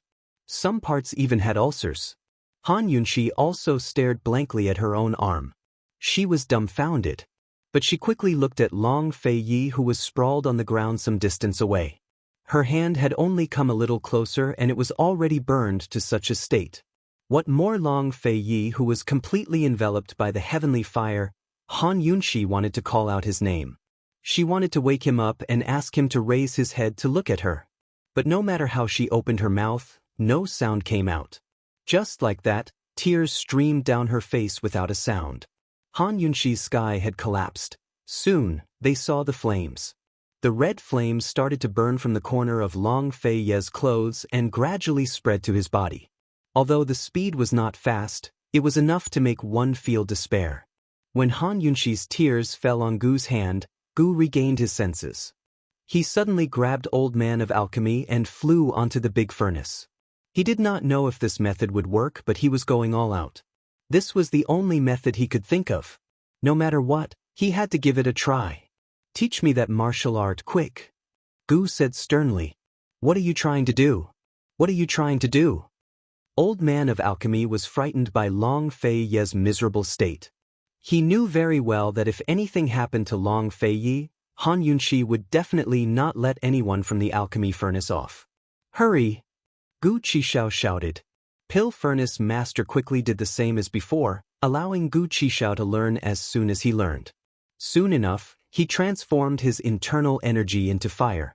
He suddenly soared into the air and used all of his internal energy. He even used the power of Immerse's sword spirit. The flame under his hands suddenly grew larger, turning into a fire dragon, and poured into the cauldron at lightning speed. The fire disappeared and everything was calm. Gu's beautiful face was so serious that it was frightening. He stared at the mouth of the furnace and waited. He thought that if he stopped turning his internal energy into fire, he would also receive the backlash of the heavenly fire. Then, would he be able to share the power of the heavenly fire on Long Feiyi? The power of the heavenly fire in the furnace should be constant. As long as he shared the burden, Long Feiyi would have less. Gu Qishao had no idea whether his idea would work or not. He simply waited and waited anxiously. However, as time passed, he still couldn't feel the power of the heavenly fire. Could it be that he was wrong? He looked at Han Yunxi and saw that Han Yunxi tried to get closer to Long Feiyi again and again. However, she was blasted away again and again. The flames on Long Feiyi's body had already reached his legs. What should I do? What should I do? Gu was so anxious that his eyes turned red. Seeing his beloved poison lass in such a sorry state and her hands burned by the heat, his heart ached so much that he couldn't breathe. He wanted to slap himself. He should have come to the medicine-requesting cave to ask his master for medicinal pills. If he had come here himself, none of this would have happened. He shouted, "Long Feiyi, hang in there. If you die, I will bully. Poison lass." Before he could say those 3 words, a strong wave of heat rushed over from Long Feiyi's side. Gu didn't expect this and was sent flying. It was similar to Long Feiyi's situation. He was sent flying against the wall as if he was being stared at. Soon, he was bleeding from all 7 orifices. He touched the blood at the corner of his eyes and was stunned for a moment before he smiled. That terrifying face with blood stains blossomed into a brilliant smile. Blood and smile mixed together on his face. Terror and beauty merged into one. Because of his brilliant smile, there was an indescribable beauty. Gu's guess was right. He had succeeded. The heat wave surged, like a formless but powerful force, unceasingly striking his body. His internal organs, along with the impact of this force, felt the burning sensation become stronger and stronger. Gradually, his internal organs seemed to be on fire. It was an extremely uncomfortable and painful burning sensation. But Gu Qishao's laughter only grew louder and happier.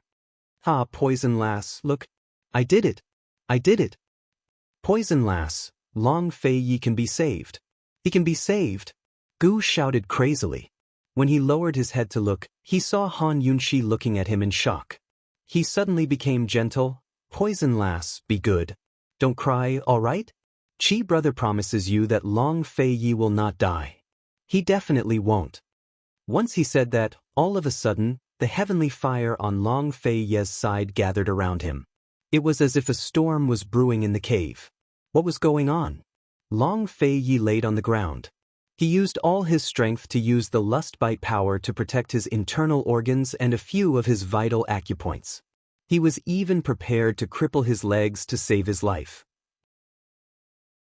However, the power of the heavenly fire that had been added to his body suddenly dissipated, and soon, it was all gone. Was the backlash over? How could it be so simple? Long Feiyi endured the burning pain and internal injuries in his legs and crawled up. However, he quickly felt that something was wrong. He hurriedly looked to his right and realized that the heavenly fire had all gathered in the air on his right, in front of Gu. How could this be? What did this guy do? Han Yunxi also did not know why this happened. She then realized that the heavenly fire on Long Feiyi's body was gone. She hurriedly ran towards Long Feiyi. But before he could speak, all of the celestial fire in the air surged towards Gu Qishao. If Long Fei's recoil just then had been unending and increasing in intensity, then Long Fei's current condition had been completely different. Then, at this moment, Gu's backlash was just one and it was extremely fierce. This power seemed to be unstoppable and destroyed half of the medicine-requesting cave. Gu's flirtatious red figure was drowned in the flying rocks. "Gu!" Long Feiyi and Han Yunxi shouted at the same time and hurriedly chased after Gu. They saw that he had fallen into the ruins, his luxurious and beautiful red clothes were on fire everywhere. It was as if poppies had bloomed on his red robes. The fire on his body burned much faster than Long Fei Ye's. Gu's guess was correct. He could accept the backlash and help Long Fei share the burden of the lustbite energy. However, when Long Fei Yi transformed his energy into fire, he was only trying and did not use much of his internal energy. Therefore, the backlash that Long Fei Yi received was continuous and gradually increasing. However, he used all his strength and even used the power of Immerse's sword spirit. He used far more energy than Long Fei Yi, so the backlash he received was naturally greater than Long Fei Ye's. He gave his all, so he had to bear everything. Han Yunxi and Long Fei Yi were stunned. At this moment, Long Fei Yi had forgotten about Gu's immortal body and was also anxious. Gu did not have the power of the lust bite. With his little bit of internal energy, he was unable to contend against the power of the heavenly fire. He did not even have the chance to work hard. He was definitely going to die. Suddenly, all the small flames on Gu's body gathered at his abdomen, turning into a huge flame. In an instant, it spread all over his body. The fire burned through every part of Gu's body. Long Fei, save him! Save him! Han Yunxi struggled free from Long Fei Ye's hand and turned to leave. If Gu could use the method of accepting the backlash to help Long Fei Yi share the power of the heavenly fire, then they could also use the same method. Long Fei Yi also wanted to leave. However, Gu raised his head from the raging flames. He said, Chapter 10:19. Gu raised his head from the raging flames, looking very fierce.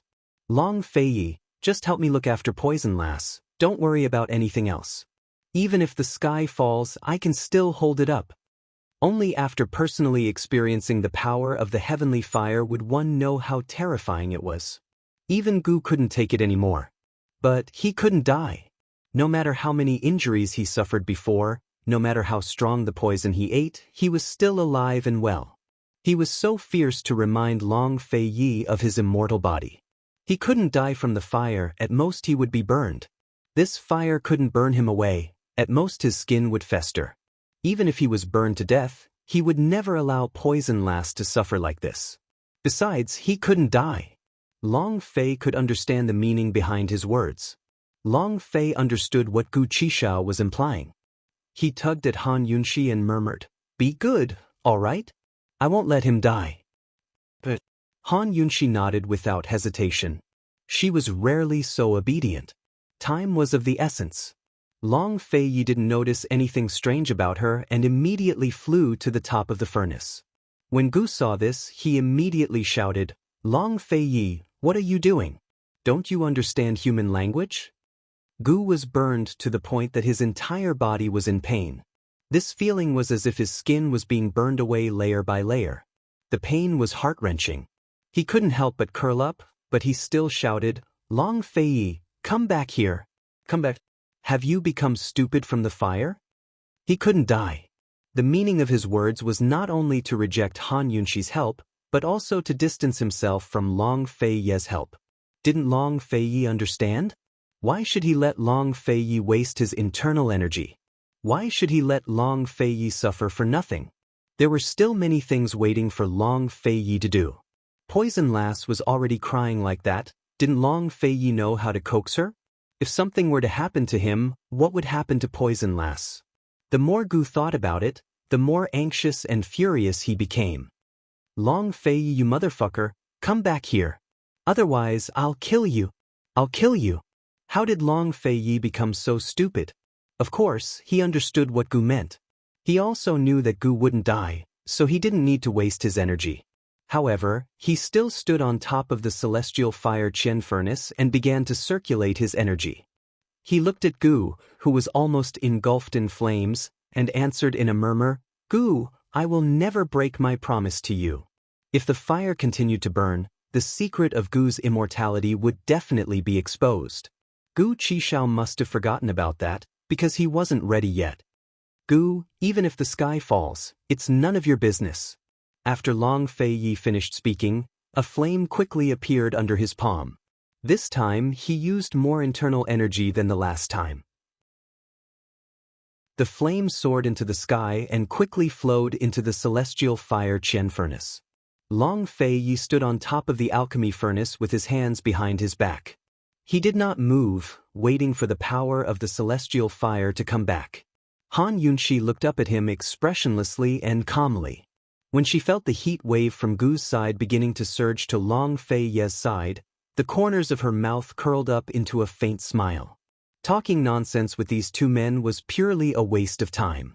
She was only waiting for an opportunity where Long Fei Yi would not be able to stop her. She suddenly flew up to stand by Long Fei's side. Seeing this, Long Fei Yi and Gu were shocked. What did this woman want to do? Han Yunxi ignored them and looked down. She recalled the move Long Fei Yi had just used while learning how to turn internal energy into fire. She really was talented in martial arts. Soon a flame appeared under her hand. Han Yunxi, this prince orders you to stop immediately. Long Fei Yi had never been this fierce to Han Yunxi before. He was simply roaring at her. If it wasn't for the fact that he was resisting the power of the celestial fire, his voice would have been even louder. Han Yunxi turned around and her face was illuminated by the flames. She raised her chin and raised her brows at Long Fei Yi. She provoked him, afraid of you?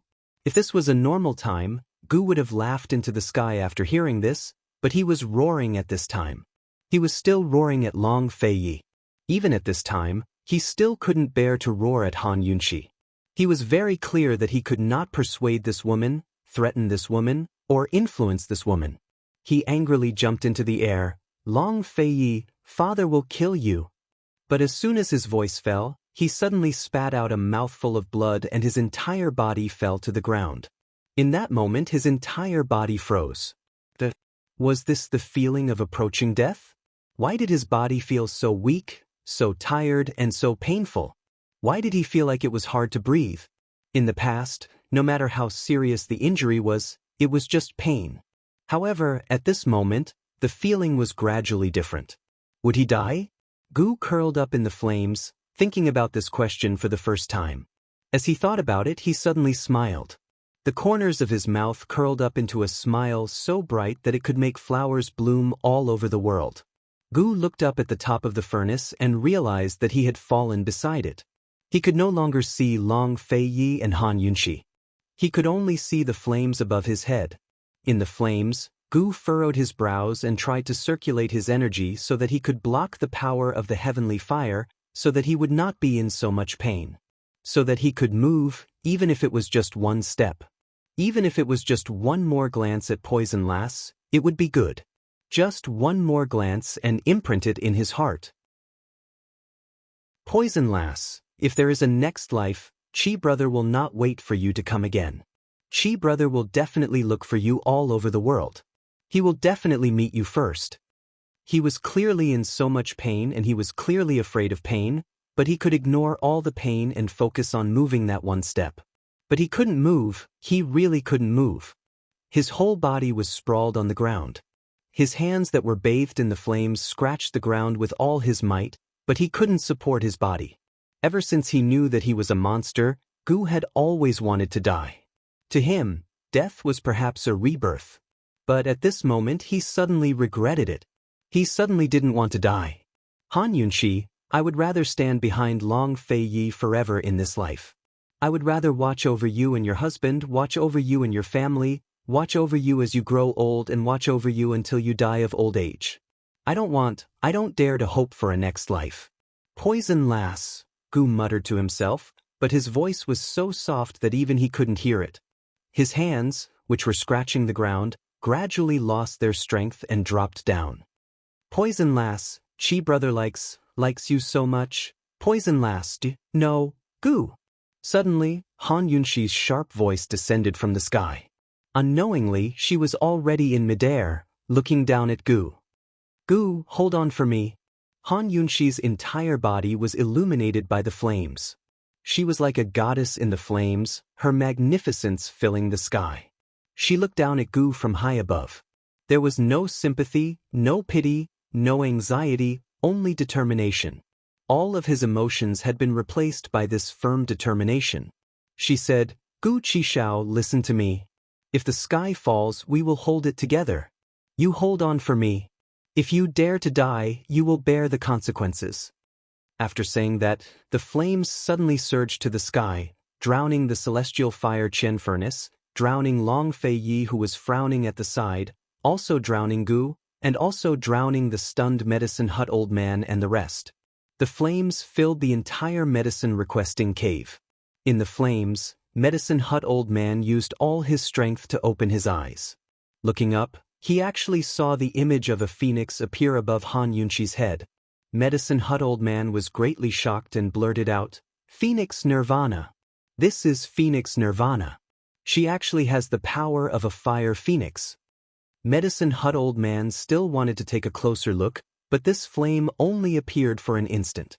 Very quickly, it turned into a huge fire dragon and fiercely poured into the celestial fire Qian furnace with lightning speed. In this instant, the power of the heavenly fire on Long Fei Yi and Gu's bodies disappeared. The flames on their bodies also disappeared. The burns on their bodies all disappeared without a trace, leaving behind extremely heavy internal injuries. Just as Old Man of Alchemy said before, the power of the heavenly fire would injure one's internal organs. What was going on? What Han Yunqi did just now, wasn't it also turning her power into fire? Wasn't she also helping Long Fei Yi and Gu share the backlash of the heavenly fire? Why did it become like this? Long Fei Yi and Gu both looked at Han Yunqi who was floating in the air. They saw her closing her eyes and her expression was solemn and serious. Han Yunqi.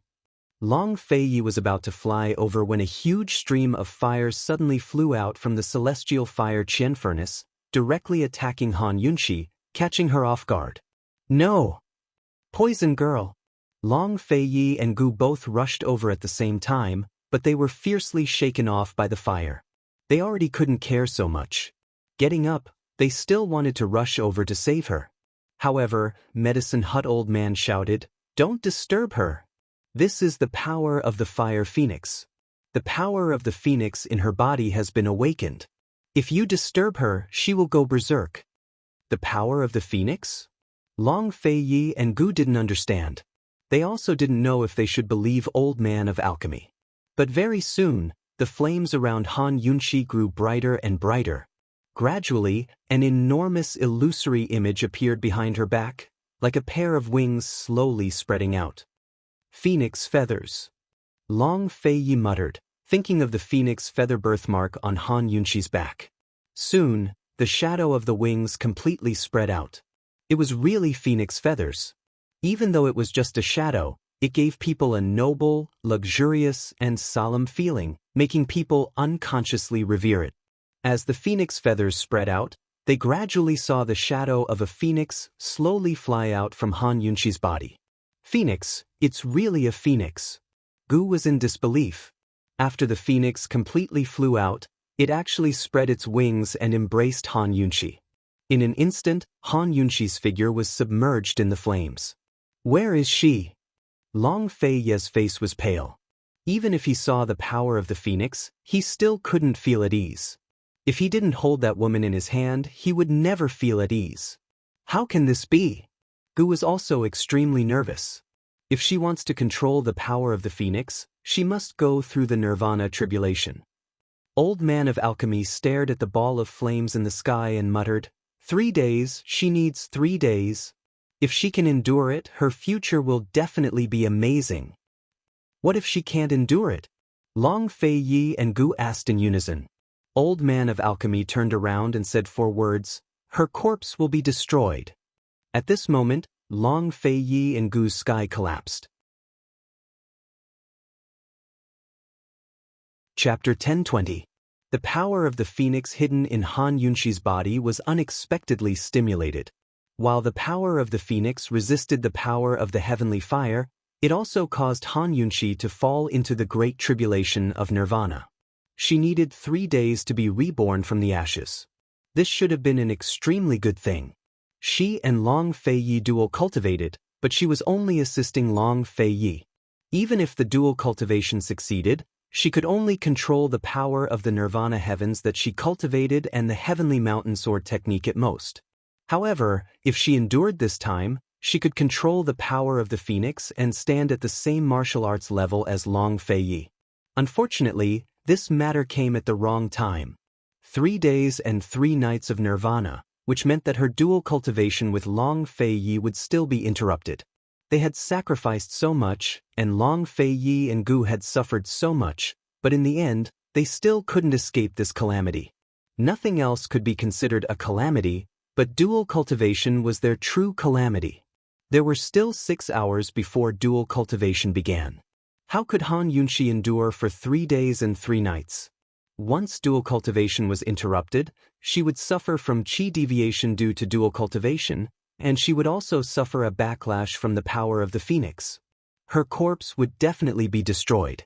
Long Fei Ye's life might also not be saved. The old man of alchemy stood at the side, stroking his beard and sighing with emotion.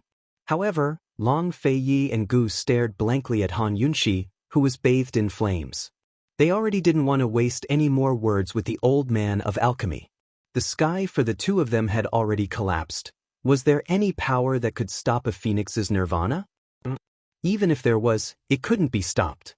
Advancing or retreating, it was all death. There was no escape. Han Yunxi was suspended in midair, bathed in the raging flames. Her eyes were still closed, and her expression was solemn. At this moment, what kind of pain was she suffering? Right now, was she feeling the same despair as Long Fei and Gu Qishao? Advancing or retreating meant death. She would die sooner or later. Had she already given up? Was she also waiting for time to pass? All that was left for them was to wait, and they only had 6 hours to wait. It was said that waiting time always passed very slowly. However, this time, Long Fei Yi and Gu both felt that these 6 hours had passed extremely quickly. They had clearly only been in a daze for a short while. How did time pass so quickly? Looking at Han Yunxi's quiet face, Long Fei Yi suddenly felt a little absent-minded. She was clearly right in front of him, but he felt like she was gradually getting further and further away. Even the memories of these years seemed to be fading away. He had never thought that a woman would walk into his life, walk into his heart, walk hand in hand with him, fight side by side. He had never thought that there would be days when he would not be lonely in this life. He had never thought that he would have such great expectations for the future. However, he had never thought that all of this would suddenly come to nothing. Long Fei stared at Han Yunxi in silence. As he stared and stared, a trickle of blood silently trickled down from the corner of his mouth. Time was up. It was time for the dual cultivation. Gu looked at Han Yunxi without turning, not noticing the change in Long Fei Yi until the old man of alchemy shouted from the side, "East Qin Crown Prince, what's wrong?" Gu suddenly turned around and found that Long Fei Yi's face was pale and blood was flowing from the corner of his mouth. Gu finally realized that the time for the dual cultivation was up. If they didn't immediately start the dual cultivation, Long Fei Yi would go crazy. Long Fei Yi was already like this, then what about Han Yunxi? The lust-bite energy had already begun to mess around in Long Fei Yi's organs, but Long Fei Yi ignored it. His eyes were still on Han Yunxi. His tone was calm and indifferent. "Gu, we might have to hand everything over to you." Long Fei Yi's words contained too much. Not only was it about Cloud Realm Continent, it also included the life and death of many people and the future. He seemed like he wanted to say something more, but in the end he only said 3 words, "Please." After he said this, he flew into the air, flying towards Han Yunxi. He could not touch Han Yunxi, he could not even approach her. He could only float in the air outside the flames, looking at her. When he saw the blood flowing from the corner of her mouth, his heart tightened. He was very clear that at this moment, what she was enduring was definitely much more than what he was enduring. He subconsciously reached out, wanting to help her wipe the blood from the corner of her mouth, but he could not get close to her, he could not touch her. He did not make a sound, but his eyes gradually turned red. At this moment, Han Yunxi was indeed enduring much more than Long Fei Yi. Not only was she enduring the internal energy backlash caused by the interruption of the dual cultivation, She was also enduring the burning of the phoenix energy. The two powers were churning in her organs, and her blood was running amok. She had heard the old man of alchemy's words clearly.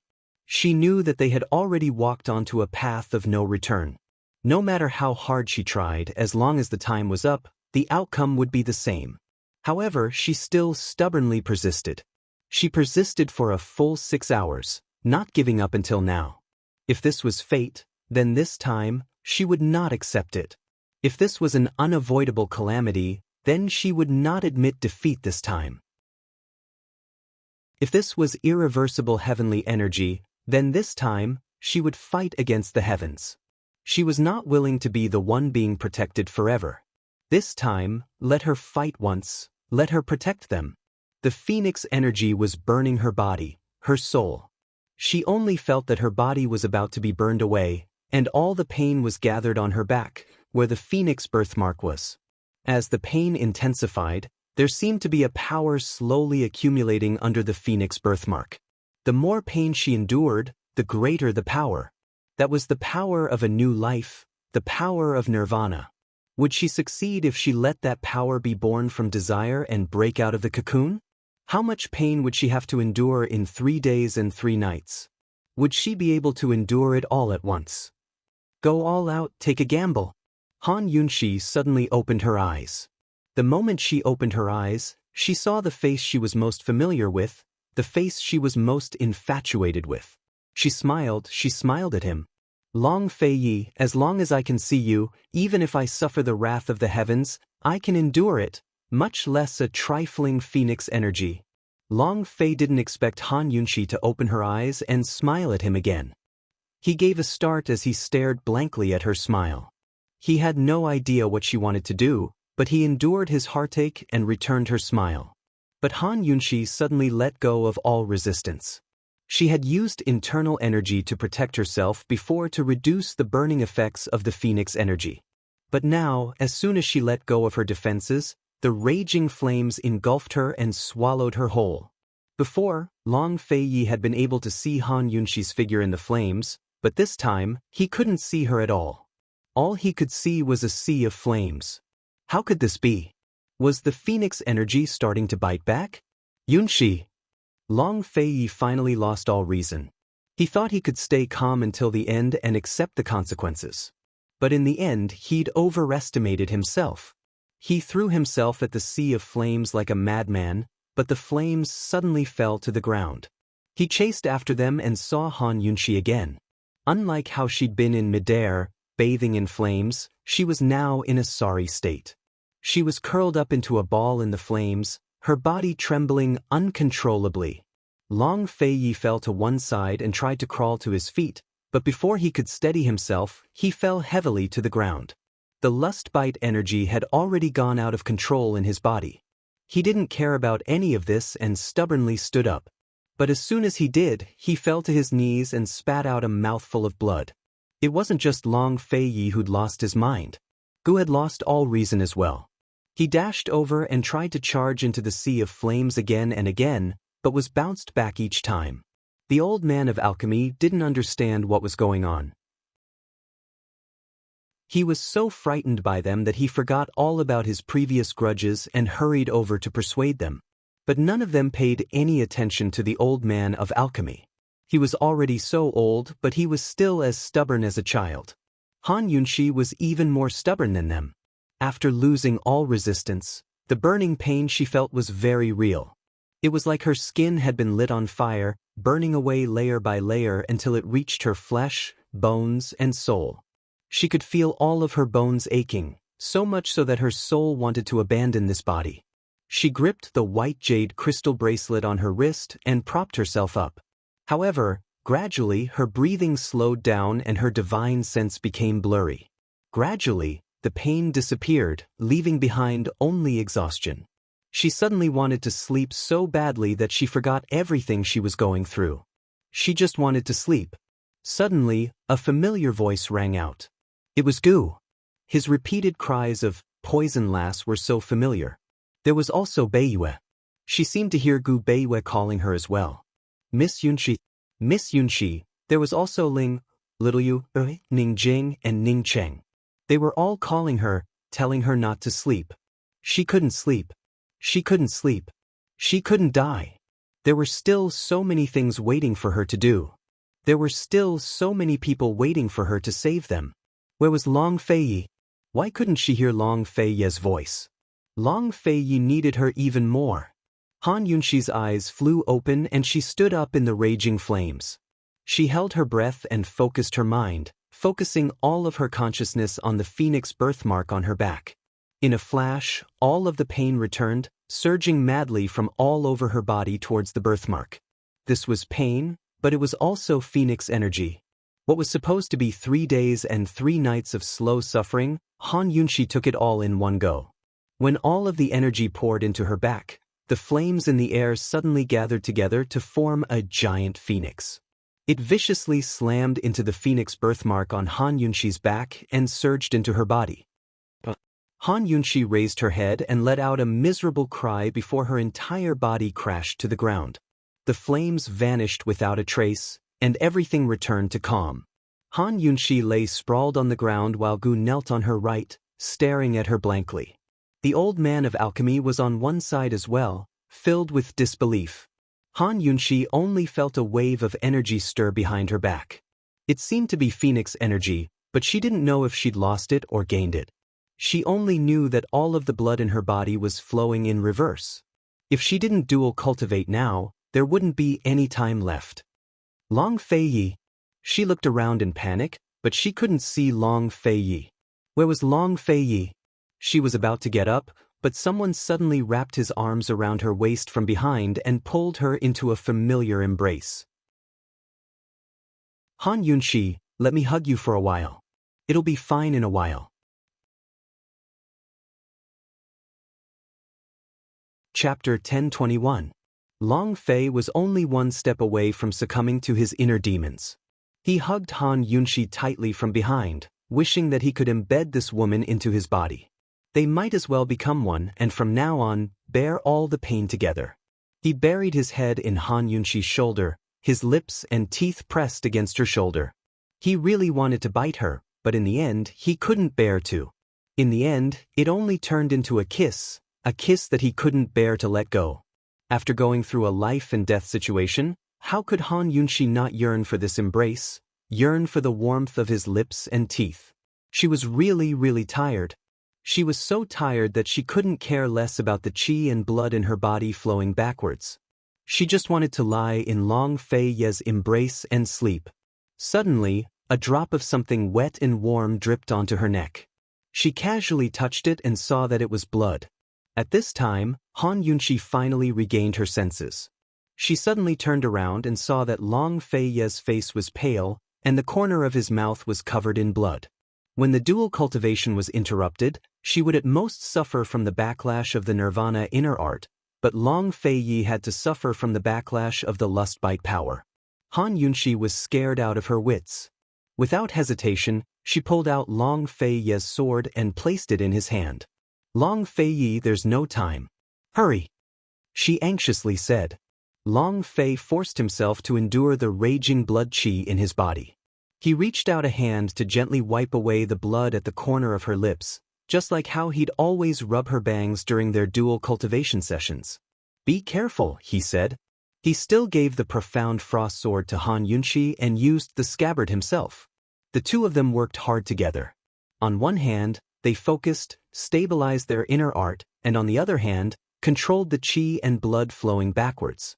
When the sharp edge of the profound frost sword collided with the sturdy scabbard and produced a clear sound, the surrounding people finally regained their senses. Gu's tense nerves immediately relaxed.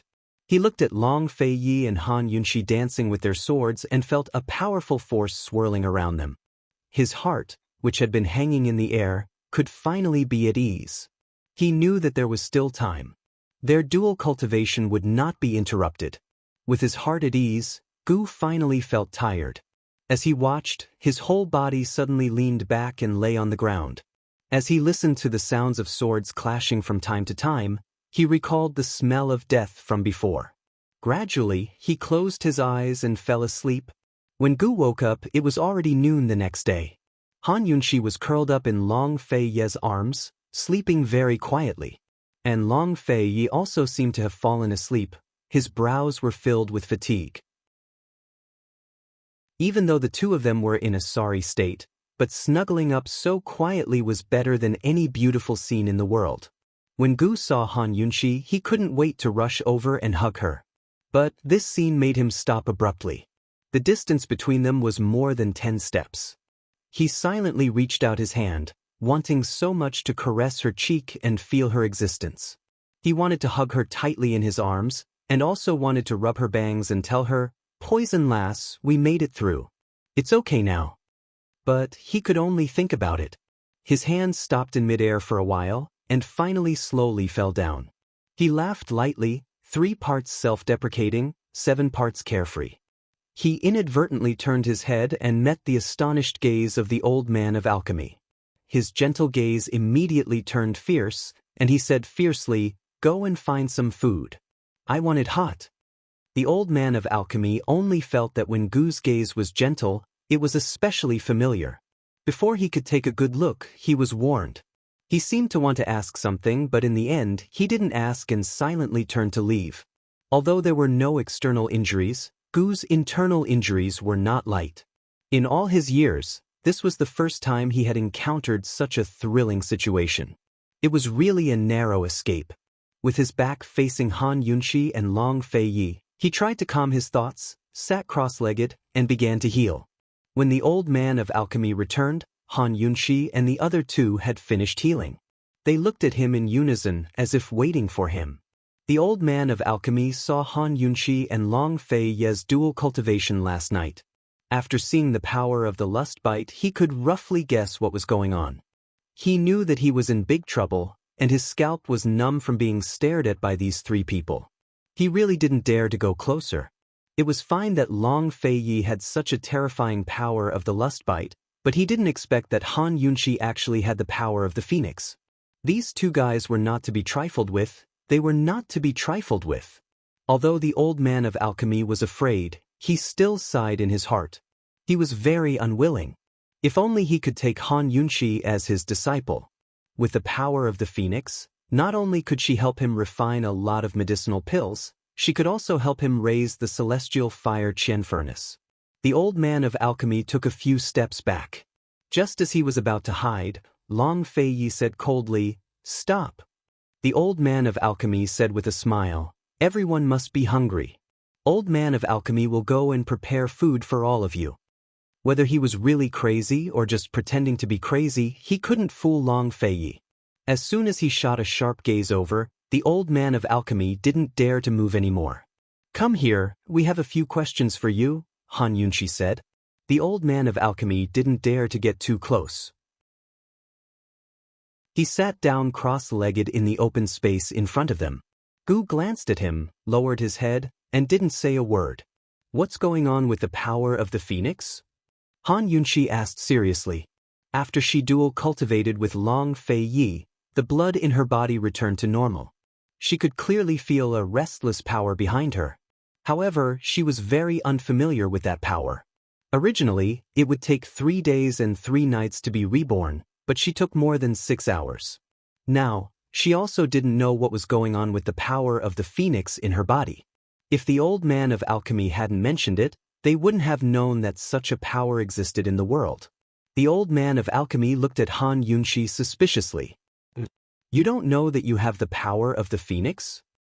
What's going on? Are you going to tell us or not?" Han Yunxi was a little anxious. The old man of alchemy approached. "Let the old man take your pulse first." Han Yunxi stretched out her hand. The old man of alchemy took her pulse and was even more certain of his judgment last night.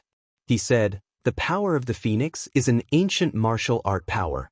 There are no secret martial arts manuals or cultivation methods. From the moment it appeared, it was sealed in the human body and passed down from generation to generation. However, not every generation can summon it." As soon as he said this, Han Yunxi and the others all understood. It seemed that the phoenix birthmark of the Western Qin royal family was the symbol of the inheritance of the power of the phoenix. It was just that no one knew about it. It seemed that the power of the phoenix was the same as the power of the lust bite. They were ancient martial arts powers. The difference was that the power of the phoenix was sealed in the human body. Only the person who received the inheritance had the chance to obtain it. On the other hand, the power of the lust bite was clearly a cultivation method and cultivation method. It required enough inner strength and extremely high martial arts talent to be able to cultivate it. How do you know? Long Fei Yi asked. Of course the old man knows. The power of the phoenix is fire and can compete with the heavenly fire. If you can obtain the power of the phoenix and the heavenly fire to refine pills together, you can succeed quickly. The old man of alchemy stroked his beard and said seriously, "Yesterday, if the power of the phoenix hadn't suppressed the heavenly fire, you would have died without a doubt." Han Yunxi didn't have time to care about the heavenly fire Qian furnace. She asked seriously, "Then now She could feel that she had the power of the phoenix, but she couldn't control it. The old man of alchemy glanced at her. After a moment of silence, he actually gave her a thumbs up. "Girl, you're good. You used your life to fight against the heavens, and you're still safe and sound. The old man admires you." Gu, who had his head lowered, suddenly raised his head and looked over. This was the first time he had heard the old madman say the word admire in such a sincere manner. He had thought that the old madman would always think that he was infallible and would never be convinced by others. Seeing Gu look over, the old man of alchemy also looked over. Gu said angrily, "What are you dawdling for? Does the poison girl have the power of the phoenix now?" The phoenix bathes in fire and is reborn. 3 days and 3 nights. Not only does it bear the pain of nirvana, it is also a necessary process to control the power of the phoenix.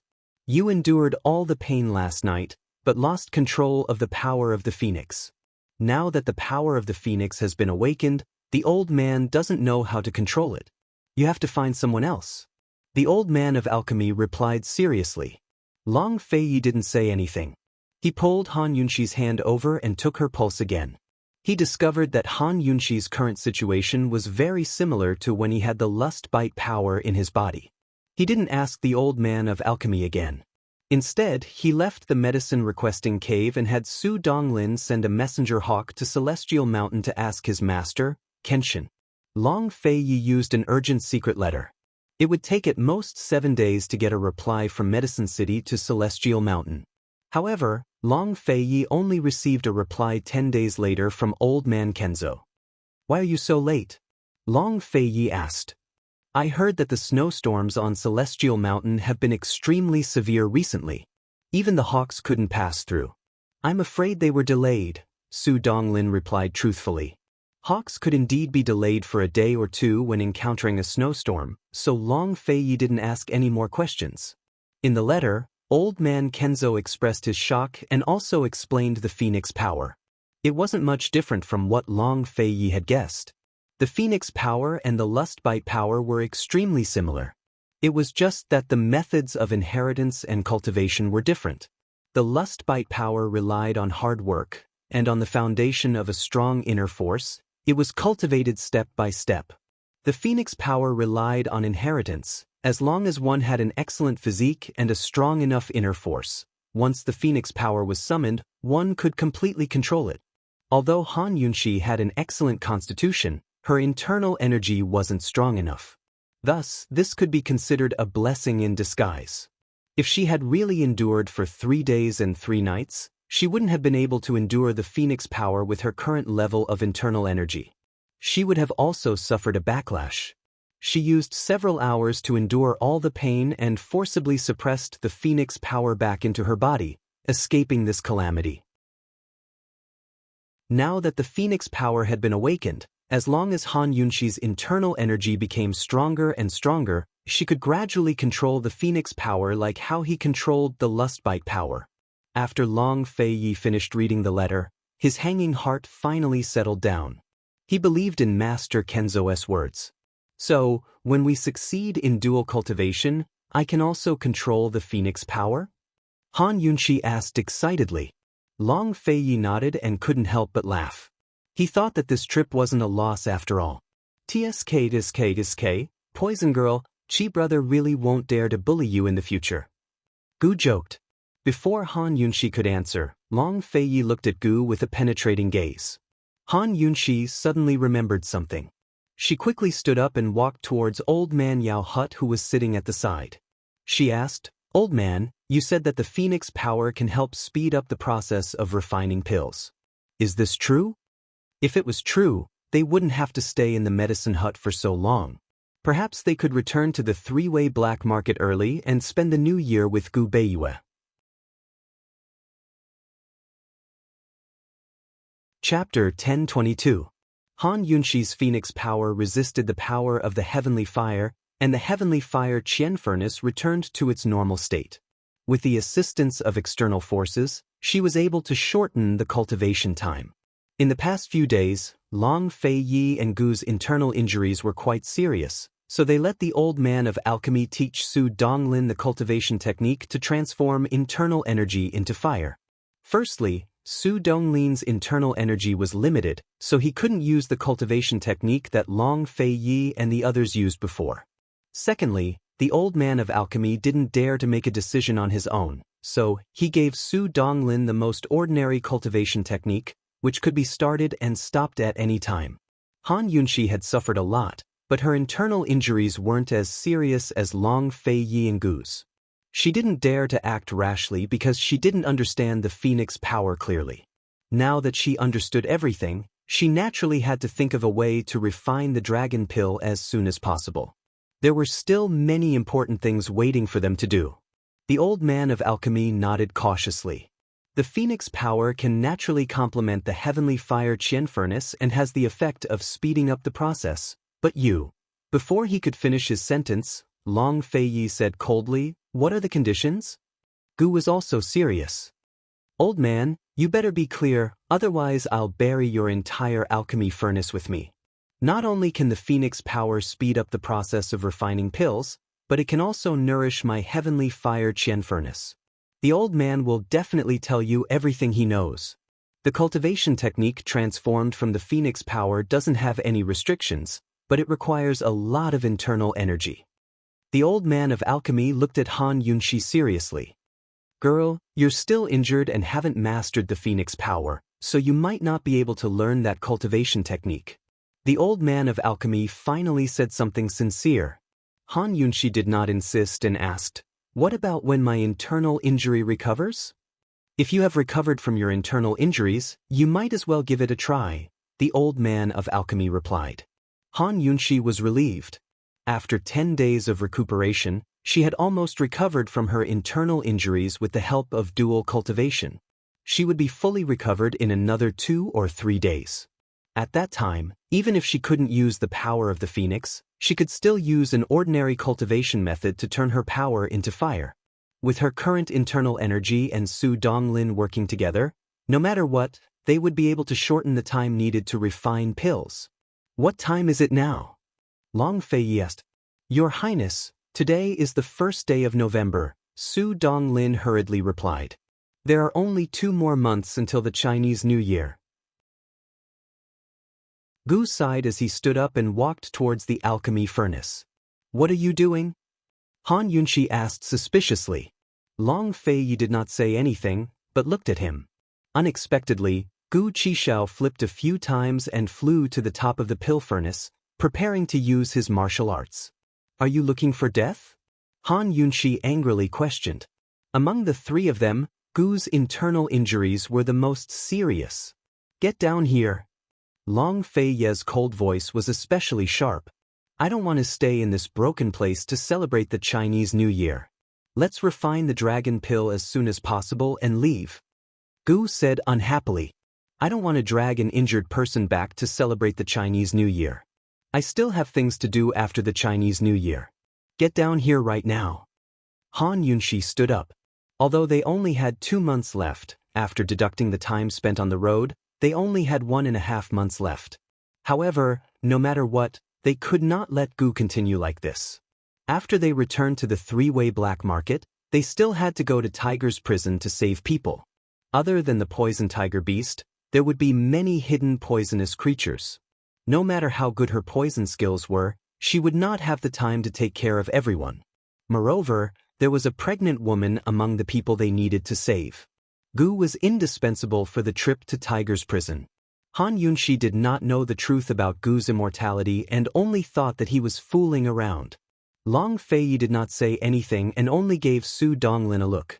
After exchanging a few moves with Gu was defeated and had no choice but to fly down. Gu would not die, but he would be injured. A few days ago, he was almost burned to death, but he did not learn from his mistakes. In his current situation, Su Donglin could not beat him. Long Fei used his actions to calm Gu Qishao down, who resentfully moved to sit on the side. Han Yunxi couldn't help but burst into laughter at the sight. The old man of alchemy could not help but laugh. These days, he felt that Gu was more like a child. Soon, they began to seize the time to heal their injuries. A few days ago, they did not really pursue the old man of alchemy's mistake. Because of this, the old man of alchemy was more willing to help them. When they were healing, the old man of alchemy went to refine pills with Su Donglin. Although his internal strength was average, his alchemy skills were unparalleled. At night, after taking Han Yunxi to rest, Long Feiyi left the room. The old man of alchemy arranged for them and Gu's rooms to be next to each other. As soon as Long Feiyi went out, he saw Gu sitting cross-legged at the door, flipping open a poison scripture. Long Feiyi looked down at him. "What are you doing?" "Looking for the earthly fire Kuan furnace. This thing is used to refine poison pills. It must be recorded in the scripture." Gu replied in a low voice. Long Feiyi's lips curled into a cold smile as he said coldly, "There's something that I know and you know, but Han Yunxi doesn't." Gu immediately looked up when he said this, a warning look in his eyes. Long Feiyi snorted and was about to get up when Gu quickly said, "I'll talk."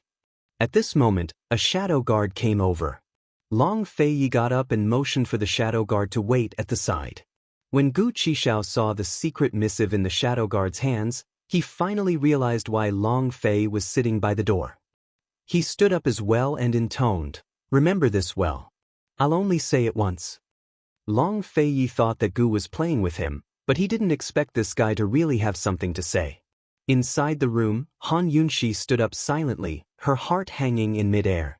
Who knew that Gu wasn't tattling but said very seriously, "Long Feiyi, please keep an eye on Han Yunxi in the future and don't let her do anything stupid." Gu used the 3 words, Han Yunxi, and not poison lass. How serious was he? If it wasn't for Long Feiyi who didn't keep an eye on her, Han Yunxi wouldn't have flown to the top of the furnace and so many things wouldn't have happened. Although he obtained the power of the phoenix, he would rather suffer more than let poison lass take such a big risk. Long Feiyi's eyes flashed with a complicated look. He was about to speak but Gu didn't give him the chance. "Don't make me remind you a 3rd time." Gu said and pushed the door open to enter the room. Han Yunxi was very surprised and she smiled helplessly. She was looking forward to the day when she and Long Feiyi completed dual cultivation. When she controlled the power of the phoenix, perhaps they wouldn't have to worry so much. Han Yunxi was stupid again. She'd forgotten that even if Long Feiyi was several times stronger than her, she would still worry about him and worry about him. She'd miss him if she didn't see him for even a day. When it came to worrying, it had nothing to do with strength, only with the heart. Long Feiyi frowned and stared at the door for a long time without saying a word. It was hard to tell what he was thinking. He turned around and asked someone to deliver the secret letter. It was from Chu Tianyin, which was why he'd waited until the middle of the night. He still couldn't figure out why Western Zhou's Emperor Kangxing had acted strangely during the 100 Poison Sect incident, so he'd sent Chu Tianyin to investigate. Western Zhou was the same as the Tianan. They'd suffered the effects of war in recent years. Their national strength was weak and their finances were tight. They couldn't withstand a single blow. At least the Tianan still had the valiant Mu family. Western Zhou's Chu family troops had changed hands long ago. If Emperor Kangxing hadn't made a name for himself during the 100 Poison Sect incident, Long Feiyi wouldn't have cared about Western Zhou at all. Long Feiyi opened the letter, only to find that Chu Tianyin wasn't reporting about the 100 Poison Sect incident, but something else. Chapter 1023. Chu Tiannin's report was none other than the disappearance of General Mu's son, Mu Qinggu, from Tiannan. Originally, Long Tianma and General Mu had not only killed a few servants to silence them, they had also ordered the relevant personnel not to divulge anything about Mu Qinggu's disappearance. However, there was no such thing as an impermeable wall, especially in a place like the imperial city. The news had reached the ears of Tiannan's imperial noble concubine, Duan Mujin. Mu Qinggu was General Mu's only son and the sole heir to the Mu family's army. Duan Mujin was the first to report to Emperor Kongqing that something had happened to him. Emperor Kongqing's attitude towards General Mu's estate was very contradictory.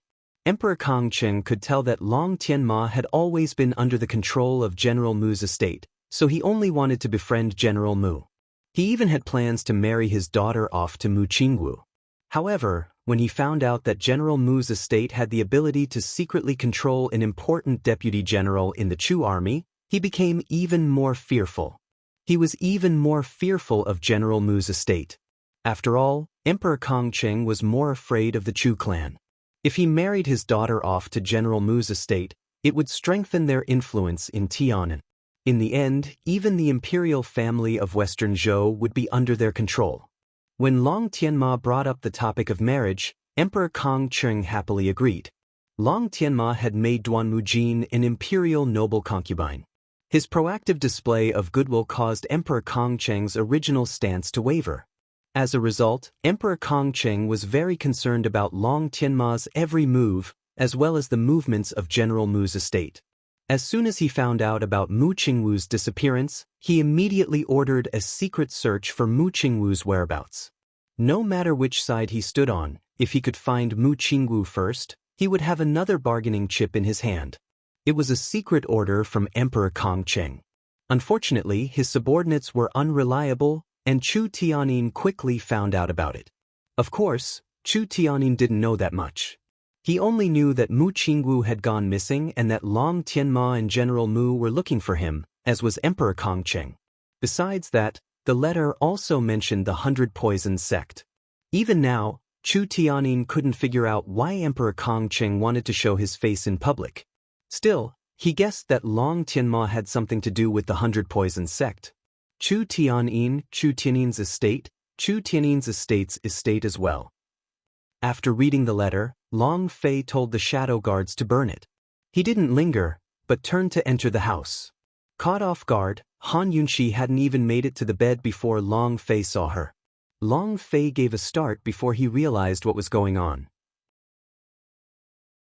A flash of amusement flickered past his eyes before disappearing. He closed the door and leaned against it with his arms crossed, sizing up Han Yunxi with interest. Han Yunxi was still 3 or 4 steps away from the bed and had her back to Long Fei.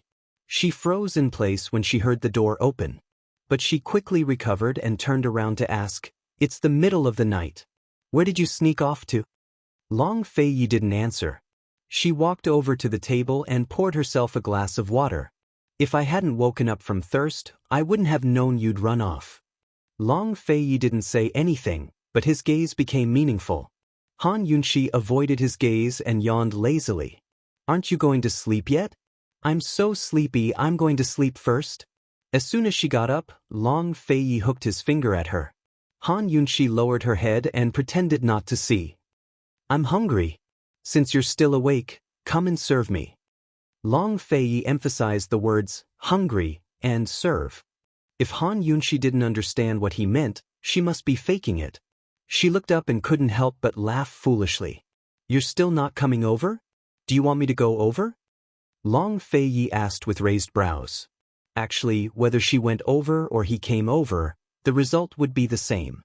Between them, which time didn't he serve her?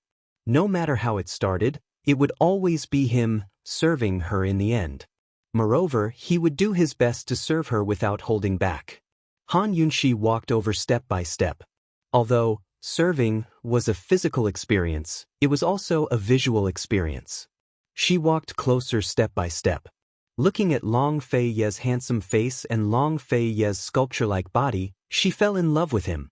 This man was dressed in black. Under the candlelight in the middle of the night, He looked even more mysterious and sexy. The most sexy scene Han Yunxi had ever seen him was when he got down on her. After exerting himself, hot sweat slowly flowed down his cold and hard face and his well-defined chest. Han Yunxi stood in front of Long Feiyi. Seeing his deep gaze, she knew what he wanted. She couldn't help but bite her lip gently. "Come closer," Long Feiyi ordered. Han Yunxi was obedient. If she took another step forward, her face would be buried in his chest. She originally thought that Long Feiyi would hug her, but unexpectedly, Long Feiyi didn't move. What was this guy trying to do? Han Yunxi looked up. Long Feiyi was looking down at her. "Is this how you serve?" Han Yunxi was shocked. What was this guy trying to do? He was standing so close to the door. How did he want her to serve him? Wasn't this a little too? Han Yunxi's face immediately turned red. She immediately buried her head in Long Feiyi's arms and gave him a fierce punch in protest. "Don't even think about it." This guy was getting scarier. Long Feiyi pulled her hand and placed Chu Tiannin's secret letter in her hand. He laughed out loud. "Han Yunxi, why are you so agitated? I just want you to cook some supper. You're telling me not to think about it?" Han Yunxi was stunned. She looked up again. Long Feiyi looked at her blushing little face and couldn't help but laugh loudly. He hadn't laughed so heartily in a long time. Only the woman beside him knew how good a man could be. Only the man beside her knew how stupid a woman could be. These words couldn't be more appropriate to describe Long Feiyi and Han Yunxi.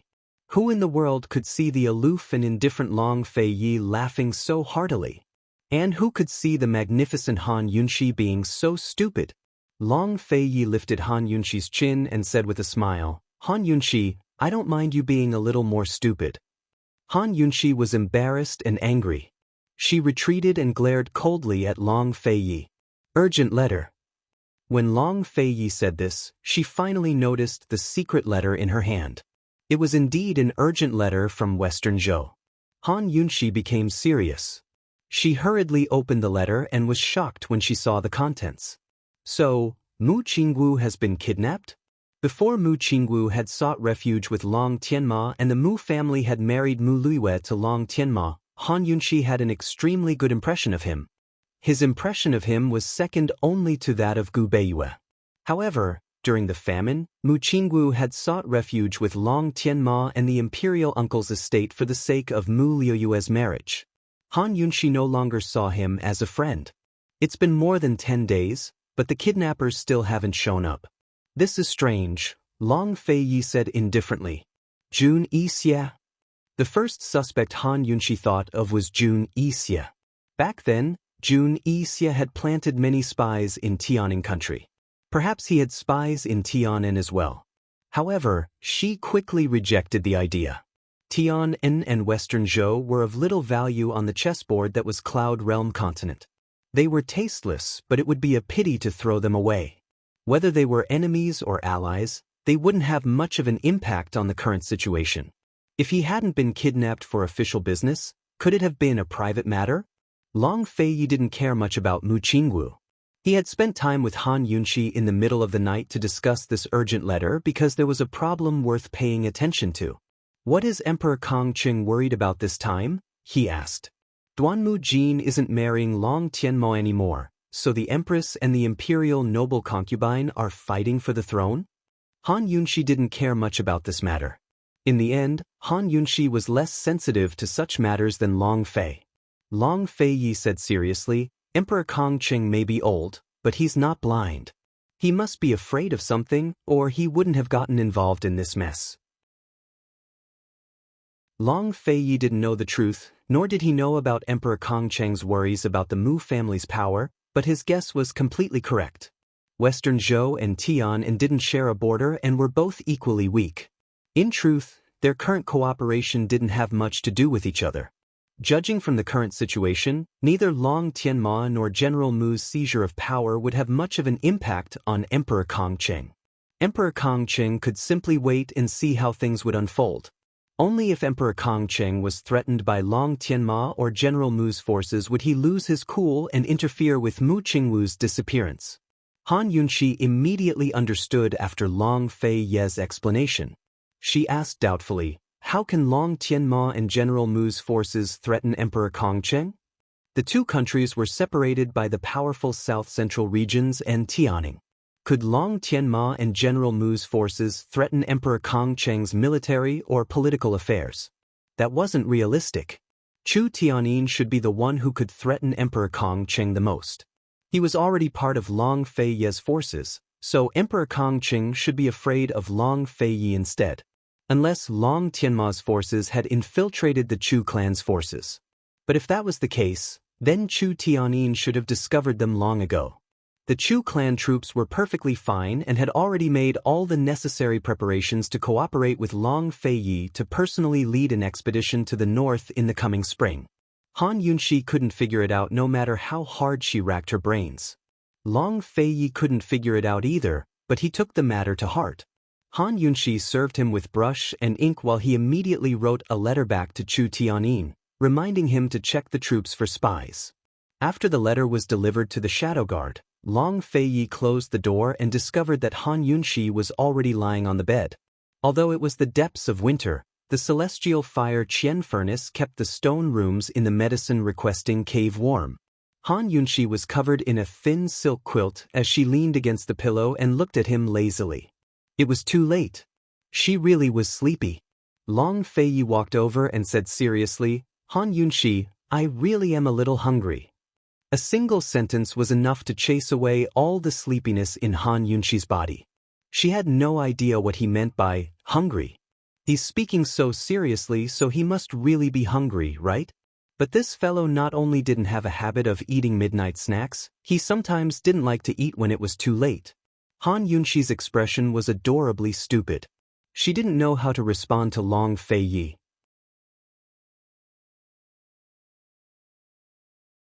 Chapter 1024.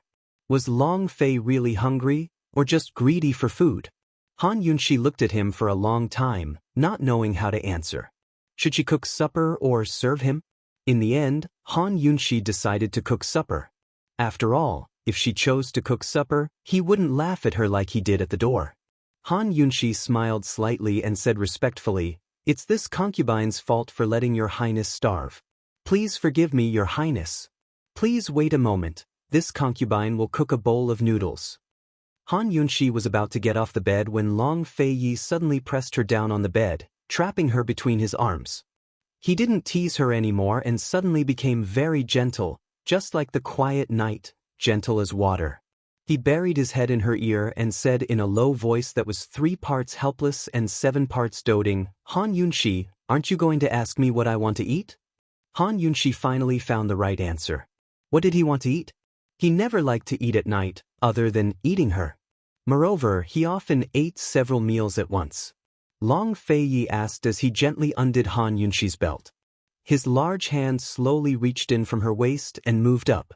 He smiled, Han Yunxi, your dough balls really don't taste good.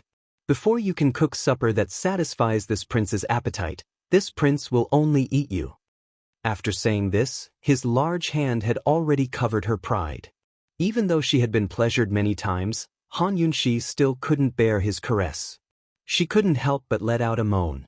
Long Fei Yi, don't. She definitely didn't know that Long Fei Yi liked it when she called him by his name. His kiss fell. At first, it was neither close nor distant, but it gradually turned into a demanding kiss. He took her lips and teeth, all the way down, invading from her proudest place to her most bashful place. Han Yunxi always thought that after so many sleepless nights, she could endure this man's gentleness and this man's dominance. However, she found that she was wrong every time. She didn't even know how she got through this night. She only knew that she begged for mercy in the end. After that night of death, she had been busy healing her injuries. Before she could figure out what was going on with the phoenix power, Long Fei Yi didn't dare to use it at all, afraid that she would be devoured by the phoenix again. Other than dual cultivation, she spent all her time healing her injuries. It was also today that she received a reply from Elder Kenzo, confirming that the phoenix power was safe for her. Only then did they truly escape a calamity, and their hearts, which had been suspended in midair, finally relaxed. They hadn't even properly hugged each other and comforted each other. For Long Fei, perhaps only a true possession like this could soothe his greatest fear of his life. By the end of the night, Long Fei was completely drained. However, he was still lying on top of Han Yunxi domineeringly, not allowing her to move. Just like that, Long Fei Yi and the others secretly stayed in the medicine-requesting cave. The three of them worked hard to heal their injuries. In a few days, Han Yunxi's internal injuries were all healed. She tried to use the Phoenix power and found that she could actually use a part of it. Thus, she turned the Phoenix power into fire to assist the Celestial Fire Qian Furnace in refining pills. Seeing that the Celestial Fire Qian Furnace was being nourished by the Phoenix power, Old Man of Alchemy beamed with joy. He promised Han Yunxi and the others that as long as Han Yunxi cultivated for no less than 10 hours every day, the dragon pill would definitely be refined within 5 days. 10 hours, that was tiring work. Long Fei Yi and Gu didn't agree, but Han Yunxi still managed to convince them. After all, their time was really tight. While Han Yunxi worked hard at refining pills, Long Fei Yi kept an eye on Cloud Realm Continent's movements. Gu flipped through the 2 ancient poison manuals he carried with him while arranging for people to search for the earthly fire Qian Furnace. By now, half of Cloud Realm Continent was covered in snow. The entire Celestial Mountain range and its many peaks were all covered in white. Even some of the buildings on the sides of the mountains couldn't be seen. The enormous Evil Sword School was covered in snow as well. Unlike Tianshan Kenzo, the Evil Sword School had a unique mountain path that allowed one to freely climb up and down the mountain no matter how thick the snow. Bai Yanqing had more or less recovered from his internal injuries. Currently, he was standing in the wind and snow, looking towards the south. The black-veiled woman brought over a hand warmer and handed it to him. She didn't treat Bai Yanqing with the same reverence as the people of the Evil Sword School. Any news from Tian'an and Western Zhou? Bai Yanqing asked. Long Tianma lost Mu Qinggu and ignored the Duanmu Jin for over 10 days. General Mu hasn't been to the training grounds for the past 10 days as well. Old Bai, your foresight is godly. This junior admires you, the black-veiled woman smiled.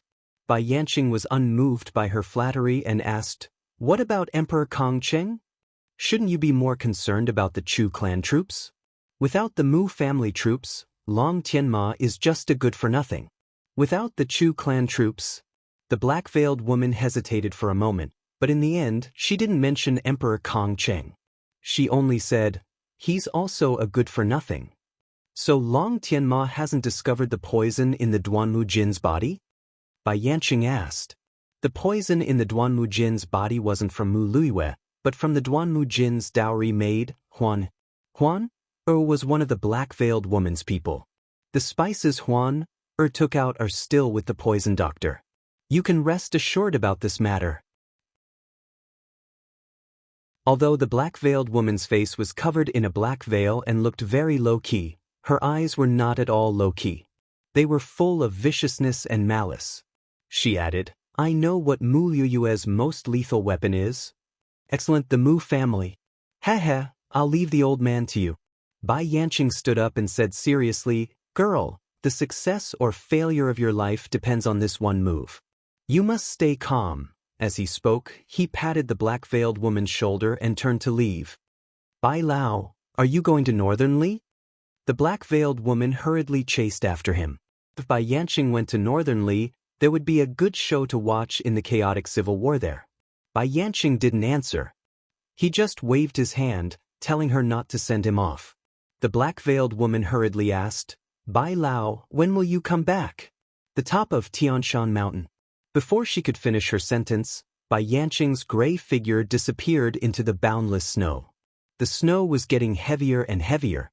The black-veiled woman had no choice but to go indoors.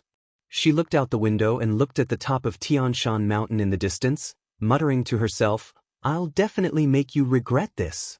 The Tianshan Mountain range was not far from Northern Li.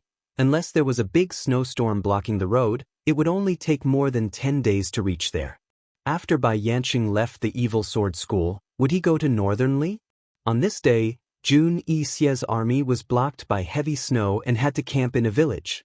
Wherever Jun Yixie's army went, They plundered everything, but if there was resistance, they would kill without mercy.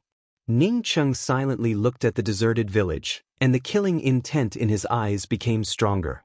Jun Yixie occupied a spacious courtyard in the middle of the village and had the soldiers clean it up. After lighting up the stove, he invited Ning Cheng inside to move in with him. Looking at this snow, it won't stop for 2 or 3 days. Master Ning, please stay here. Jun Yixie said politely. Ning Cheng was silent all the way. If he didn't have to, he wouldn't speak. Jun Yixie was already used to his temper.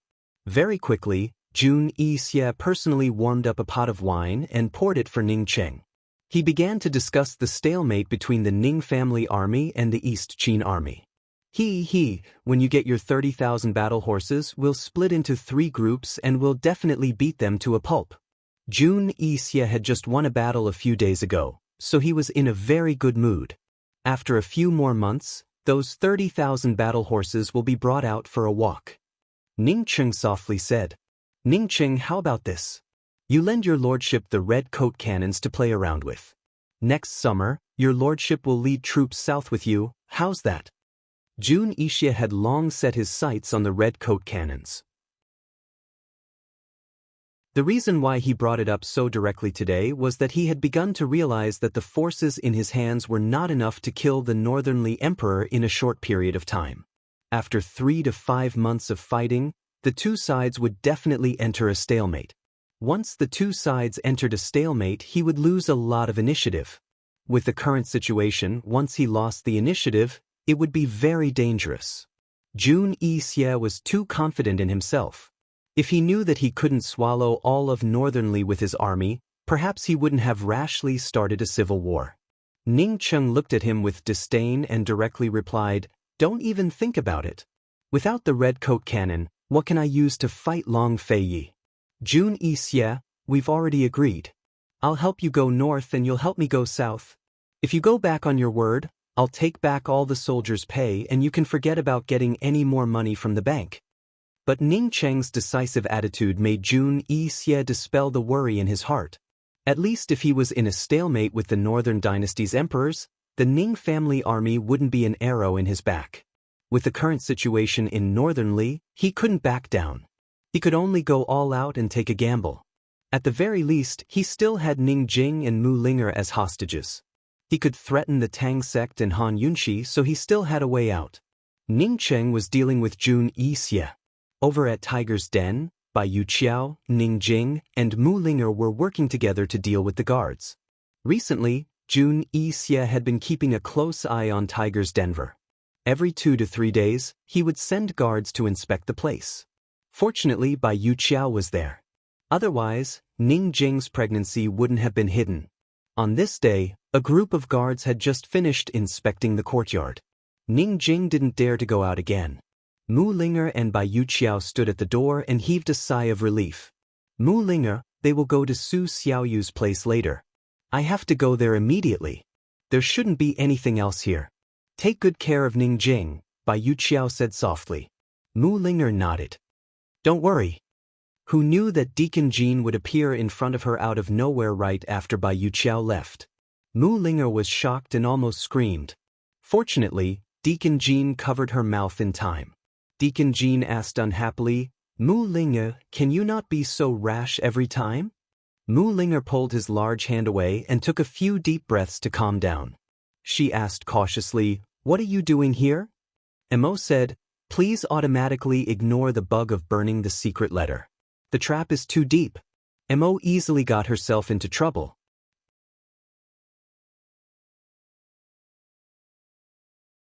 Chapter 1025. Ever since the incident last time, Deacon Jean and Mu Ling had not seen each other again. Mu Ling was clearly avoiding Deacon Jean on purpose. She did not expect that this guy would actually come to the backyard. What was he doing here? Faced with Mu Linger's questioning, Deacon Jean did not say a word. He just stared at her with a cold gaze. The two of them were very close to each other. Mu Ling could completely feel how cold Deacon Jin's gaze was.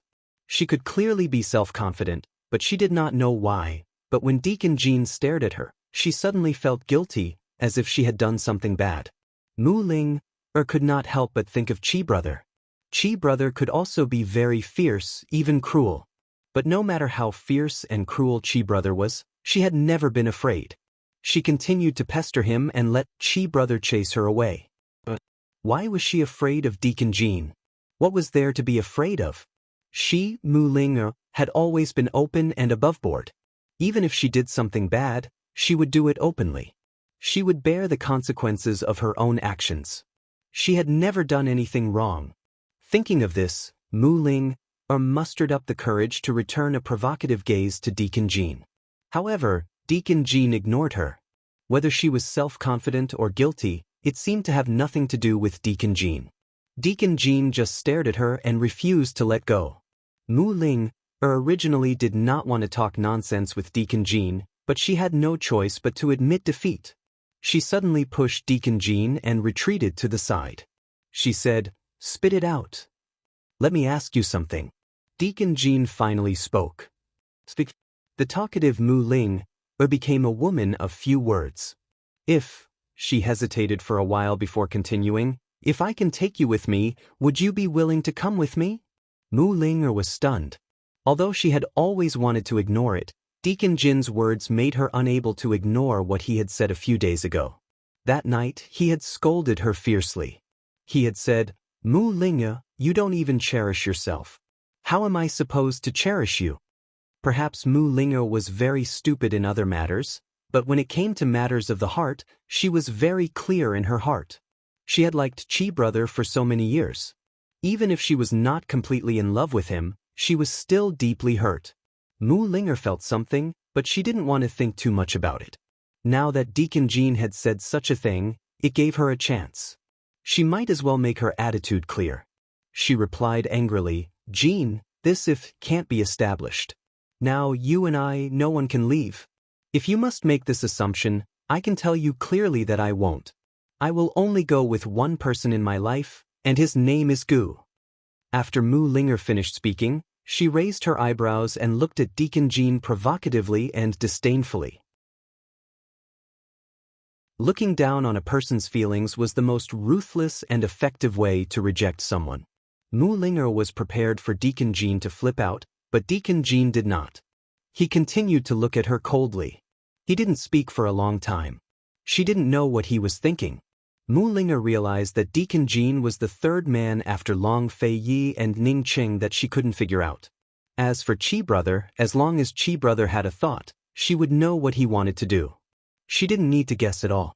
After waiting for a while, Deacon Jean didn't speak. Mu Ling didn't want to waste time with him. Anyway, she had already said what she wanted to say. She turned to leave, but Deacon Jean said coldly, "Mu Ling, you don't have the right to refuse. You only have the right to choose. Either you pay me back what you owe me, or you leave with me." Mu Ling stopped abruptly. How could she forget about this matter? She still owed him a debt.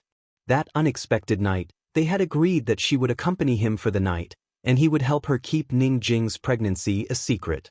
Mu Ling turned back to look at Deacon Jean angrily. "Shameless hooligan. You can't go back on your word." Deacon Jin's tense face seemed to relax a little. He leaned against a pillar at the side and crossed his arms over his chest. "You can't force a melon to be sweet. Don't you know that?" Mu Ling asked seriously. It's fine as long as there's something to eat. I've never been picky when it comes to women." Deacon Jean sneered. "If you're not picky, how can you cherish me?" Mu Ling was still very serious. "Jean Z, I really don't like you. I beg you, let me go this once." Deacon Jin's expression suddenly froze on his face, but his gaze quickly turned cold again. He stood up, grabbed Mu Linger's arm, and pulled her close. Before Mu Linger could struggle, she was in his arms. Cold, he said, "Mu Linger, I'm officially informing you now that I won't cherish you anymore." With that, he pushed her against the wall and tied her between his arms. Cold, he asked, "I'll ask you one last time. Do you choose to come with me, or pay your debt?" Mu Linger said angrily, "You don't cherish me, and you want me to go with you? Where do you think I'm taking you? Let me tell you, I can't count on Ning Cheng. You're my slave contract. With you in my hands, I'm not afraid that Han Yunshi won't return my slave contract. Deacon Jean said coldly. Mu Linger only smiled coldly. Do you think we can leave? Jean Z, we might all die here. I just want you to answer me. Are you willing to come with me? Deacon Jean didn't have the patience to discuss whether they could leave or not with her. Willing? Do I look like I'm willing right now? Mu Linger just had to pick his words. Manager Jean let out a sigh of relief. He didn't even know why he had said the word, willing. Are you coming or not? Deacon Jean asked bluntly. I'm not willing. Mu Linger replied through gritted teeth. Deacon Jin's eyes, which were hidden under his fine bangs, burned with a raging fire. He leaned closer and kissed Mu Linger's lips. Mu Linger was scared out of her wits. She bit him hard, and the taste of blood quickly spread between their lips and teeth. Deacon Jean had no choice but to let go. He held the back of Mu Linger's head with one hand and strangled her neck with the other, warning her not to move. Mu Linger really didn't dare to move. She could feel the murderous aura from this man. At this moment, he was like one of the wild beasts around Tiger's den, and could bite her to death at any time. Deacon Jean didn't look at Mu Linger. Instead, he suddenly buried his head in her shoulder and said word by word, Mu Linger, you don't have to make a choice. I can also go and tell Ning Qing right now that Ning Jing is pregnant. The patrolling guards should still be in Su Xiaoyu's courtyard. Mu Linger was already scared out of her wits. When she heard these words, she was so shocked that she almost collapsed. She didn't dare to gamble with Deacon Jean anymore, so she quickly agreed, I'll go with you. I'm willing to go with you, all right? She also didn't know why Deacon Jean would ask such a question. He asked it as if he could take her away at any time. Seeing Deacon Jean slowly let go of his hands, Mu Linger secretly sighed in relief. She asked tentatively, When are you going to take me away? Deacon Jean didn't answer her. Instead, he said coldly, Remember your promise today. After he finished speaking, he left without looking back. Mu Linger hastily wiped away the blood on her lips, but for some reason, the scent of blood reminded her of the other scent she'd felt on that night. Mu Linger fiercely shook her head, secretly scolding herself for being shameless. What was she thinking about that for? She couldn't figure out what Deacon Jean was trying to do. He didn't look like he was playing with her just now. Could it be that he just wanted a promise from her? When they were rescued in the future, he wanted her to fulfill her promise and go with him. Where would she go with him? He didn't want the indenture contract anymore. You're crazy! Mu Linger fiercely scolded. When she heard the sound of the door opening not far away, Mu Linger finally regained her senses. She remembered the blood at the corner of her mouth and hurriedly wiped it clean. Fortunately, it wasn't Ning Jing who came out. Instead, it was a servant girl who brought food to Ning Jing's room. Mu Linger suddenly felt envious of Ning Jing. Although she didn't have Tang Li's company, at least she still had Tang Li's love. She couldn't help but secretly think, if Chi brother knew that Deacon Jean bullied her, would he seek revenge for her? In the past, Mu Linger didn't have to worry about this question. The answer was undoubtedly no. But when she knew that Chi brother was willing to put the Medicine Ghost Valley on the bounty for her, she couldn't help but look forward to it. She couldn't help but hope. In the end, she silently made a decision in her heart. When spring came and Chi brother came to rescue them, she must complain. As for the promise to Deacon Jean, if Deacon Jean couldn't defeat Chi brother, she would pretend that she didn't say anything. Mu Linger comforted herself in this way and her chaotic heart finally calmed down. If Deacon Jean knew what Mu Linger was thinking at this moment, how would he react? At this moment, he was sitting on the wall of the courtyard and looking at the surrounding dense forest in a daze. He had always been familiar with the sound of the tiger roar around him. That night, he secretly sneaked into the forest behind the courtyard. There were no guards in that direction because there were 2 poisonous tigers lurking there. Even the guards in the surrounding area were afraid of those tigers. The guards naturally felt relieved when there were tigers guarding the place. He didn't know why he walked over there, but he felt that there was a mysterious force attracting him. When he met the 2 poisonous tigers in the forest, the 2 tigers didn't attack him. Instead, they stood far away and looked at him. He felt that the tiger roar sounded familiar, And when he saw the tigers, the sense of familiarity became even stronger. Since that night, he had secretly sneaked into the forest several times. Now, he was very familiar with the two tigers. At least, the two tigers were willing to crawl at his feet and let him pet them.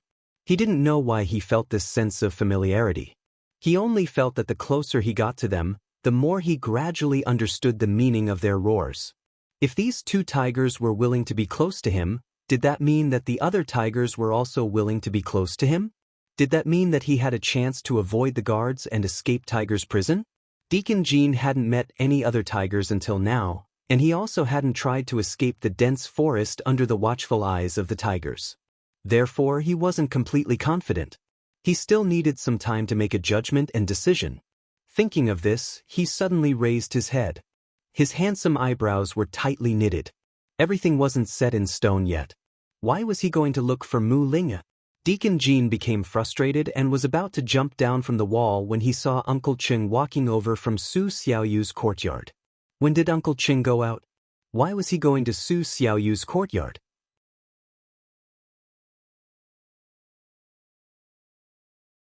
Chapter 1026. After Uncle Cheng had been locked up in Tiger's prison, he spent most of his time in his own room. He even rarely wandered around the small courtyard outside his room, not to mention leaving the courtyard. Deacon Jean was just about to hide when Uncle Cheng saw him and actually took the initiative to beckon him to come down. Deacon Jean and Uncle Cheng had been working together for a long time, but they had never had a common topic to talk about. When he saw Uncle Cheng taking the initiative to greet him, he didn't have any suspicions. He also couldn't be bothered to investigate why Uncle Cheng had gone to Su Xiaoyu's side. Very quickly, he jumped into the courtyard and returned to his room. After Deacon Jean left, Uncle Cheng no longer had his previous leisurely and calm demeanor. He hurriedly ran back into the courtyard, afraid that Bai Yuqiao would bump into him. He had been waiting here for too long. If he didn't make a move now, he was afraid that it would be too late. At this moment, Bai Yuqiao had just finished dealing with the patrolling guards sent by Jun Yixia. She had used money and smiles and finally managed to save Su Xiaoyu from a round of physical pain.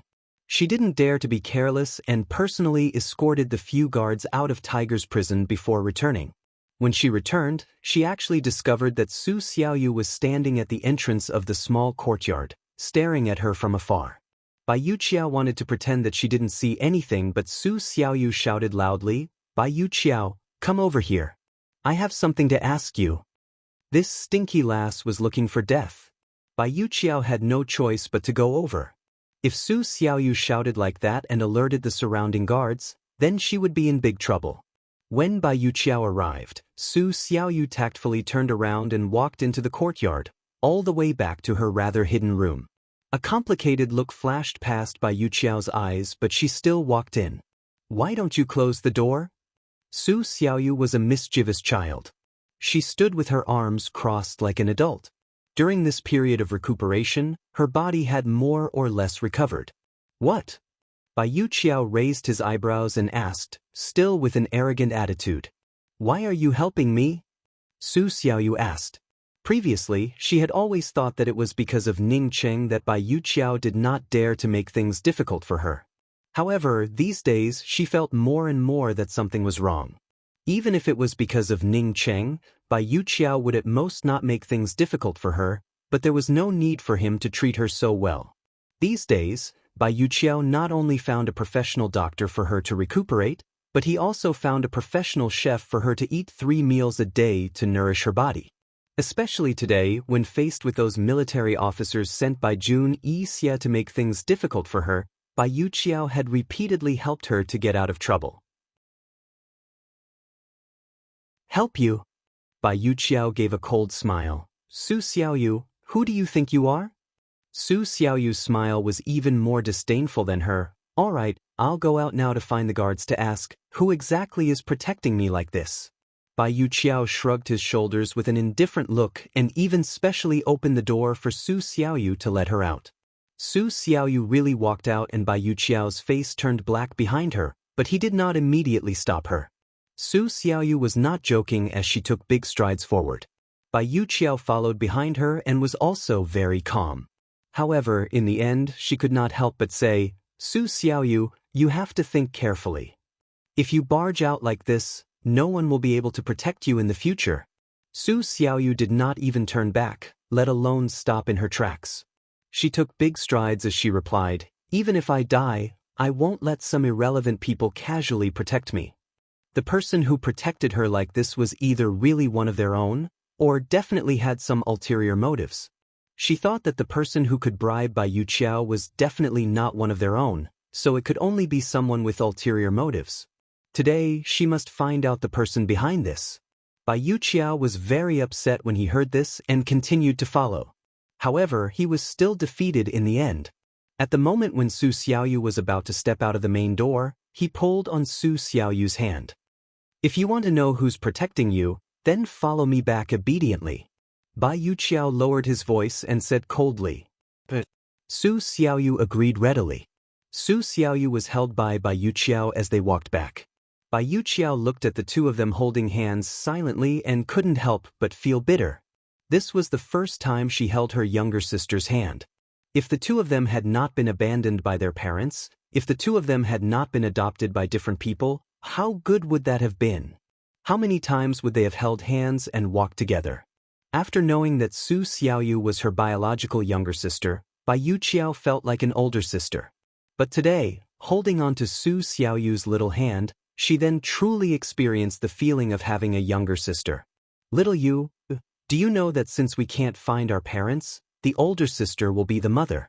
Older sister really wants to hold on to you like this and watch you grow up, watch you get married." Bai Yuqiao unconsciously slowed down her footsteps as she knew that after this round, there wouldn't be another chance. But Su Xiaoyu very quickly flung her hand away. Su Xiaoyu acted as though she didn't notice Bai Yuqiao as she flung her hand away and took big strides forward, not waiting for Bai Yuqiao. Bai Yuqiao looked at her own palm and smiled helplessly. She very quickly gathered her emotions and chased after her. Su Xiaoyu returned to the house and lazily sat on the warm couch. Although she was young, but the posture she sat in was graceful and luxurious, with the posture of a rich lady. Bai Yuqiao recovered her usual arrogance and sneered, "Little lass, please sit properly when you talk to me."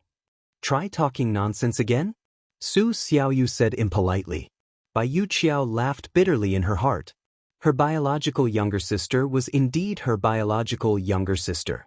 Although they didn't grow up together, her character was exactly the same as her. She didn't waste any more time and had already thought of an excuse. "Han Yunxi will protect you, so you can rest assured." When these words came out, Su Xiaoyu immediately jumped up from the warm couch and almost fell down. She didn't look like a little adult and was completely like an anxious little lass. "Really? Really? Bai Yuqiao, I dare you to lie to me. If you don't believe me, you can ask Ning Jing. When spring comes, Han Yunxi and Long Fei Yi will come to save you. If you still want to return to Han Yunxi's side, you'd better take good care of yourself. I heard that Han Yunxi never keeps useless people under her." Bai Yuqiao said. Although Su Xiaoyu was very excited, she still maintained her vigilance. She asked again, "So you're saying that you betrayed Jun Yixie? You surrendered to my master?" Bai Yuqiao sneered, "Surrendered? Han Yunxi doesn't have that ability. I just had a deal with Ning Cheng. It's up to you to believe it or not." Only Ning Cheng knew the truth. Even Ning Jing and the rest didn't know about her relationship with Su Xiaoyu. They only knew that she was threatened by Ning Cheng. With Ning Jing and Mu Ling as witnesses, Bai Yuqiao wasn't afraid that Su Xiaoyu wouldn't believe him. "Sure enough," Su Xiaoyu said seriously, "I want to see Mu Ling right now." "Okay, I'll find a chance to arrange it tomorrow." Bai Yuqiao agreed. Su Xiaoyu couldn't hide her excitement at all. It was written all over her face. She thought that she would die in Bai Yuqiao's hands and never see her master again. She didn't know how her master was doing now. Did Bailey Mingxiang do anything bad? Also, Granny Zhao would definitely miss her. The more Su Xiaoyu thought about it, the more excited she became.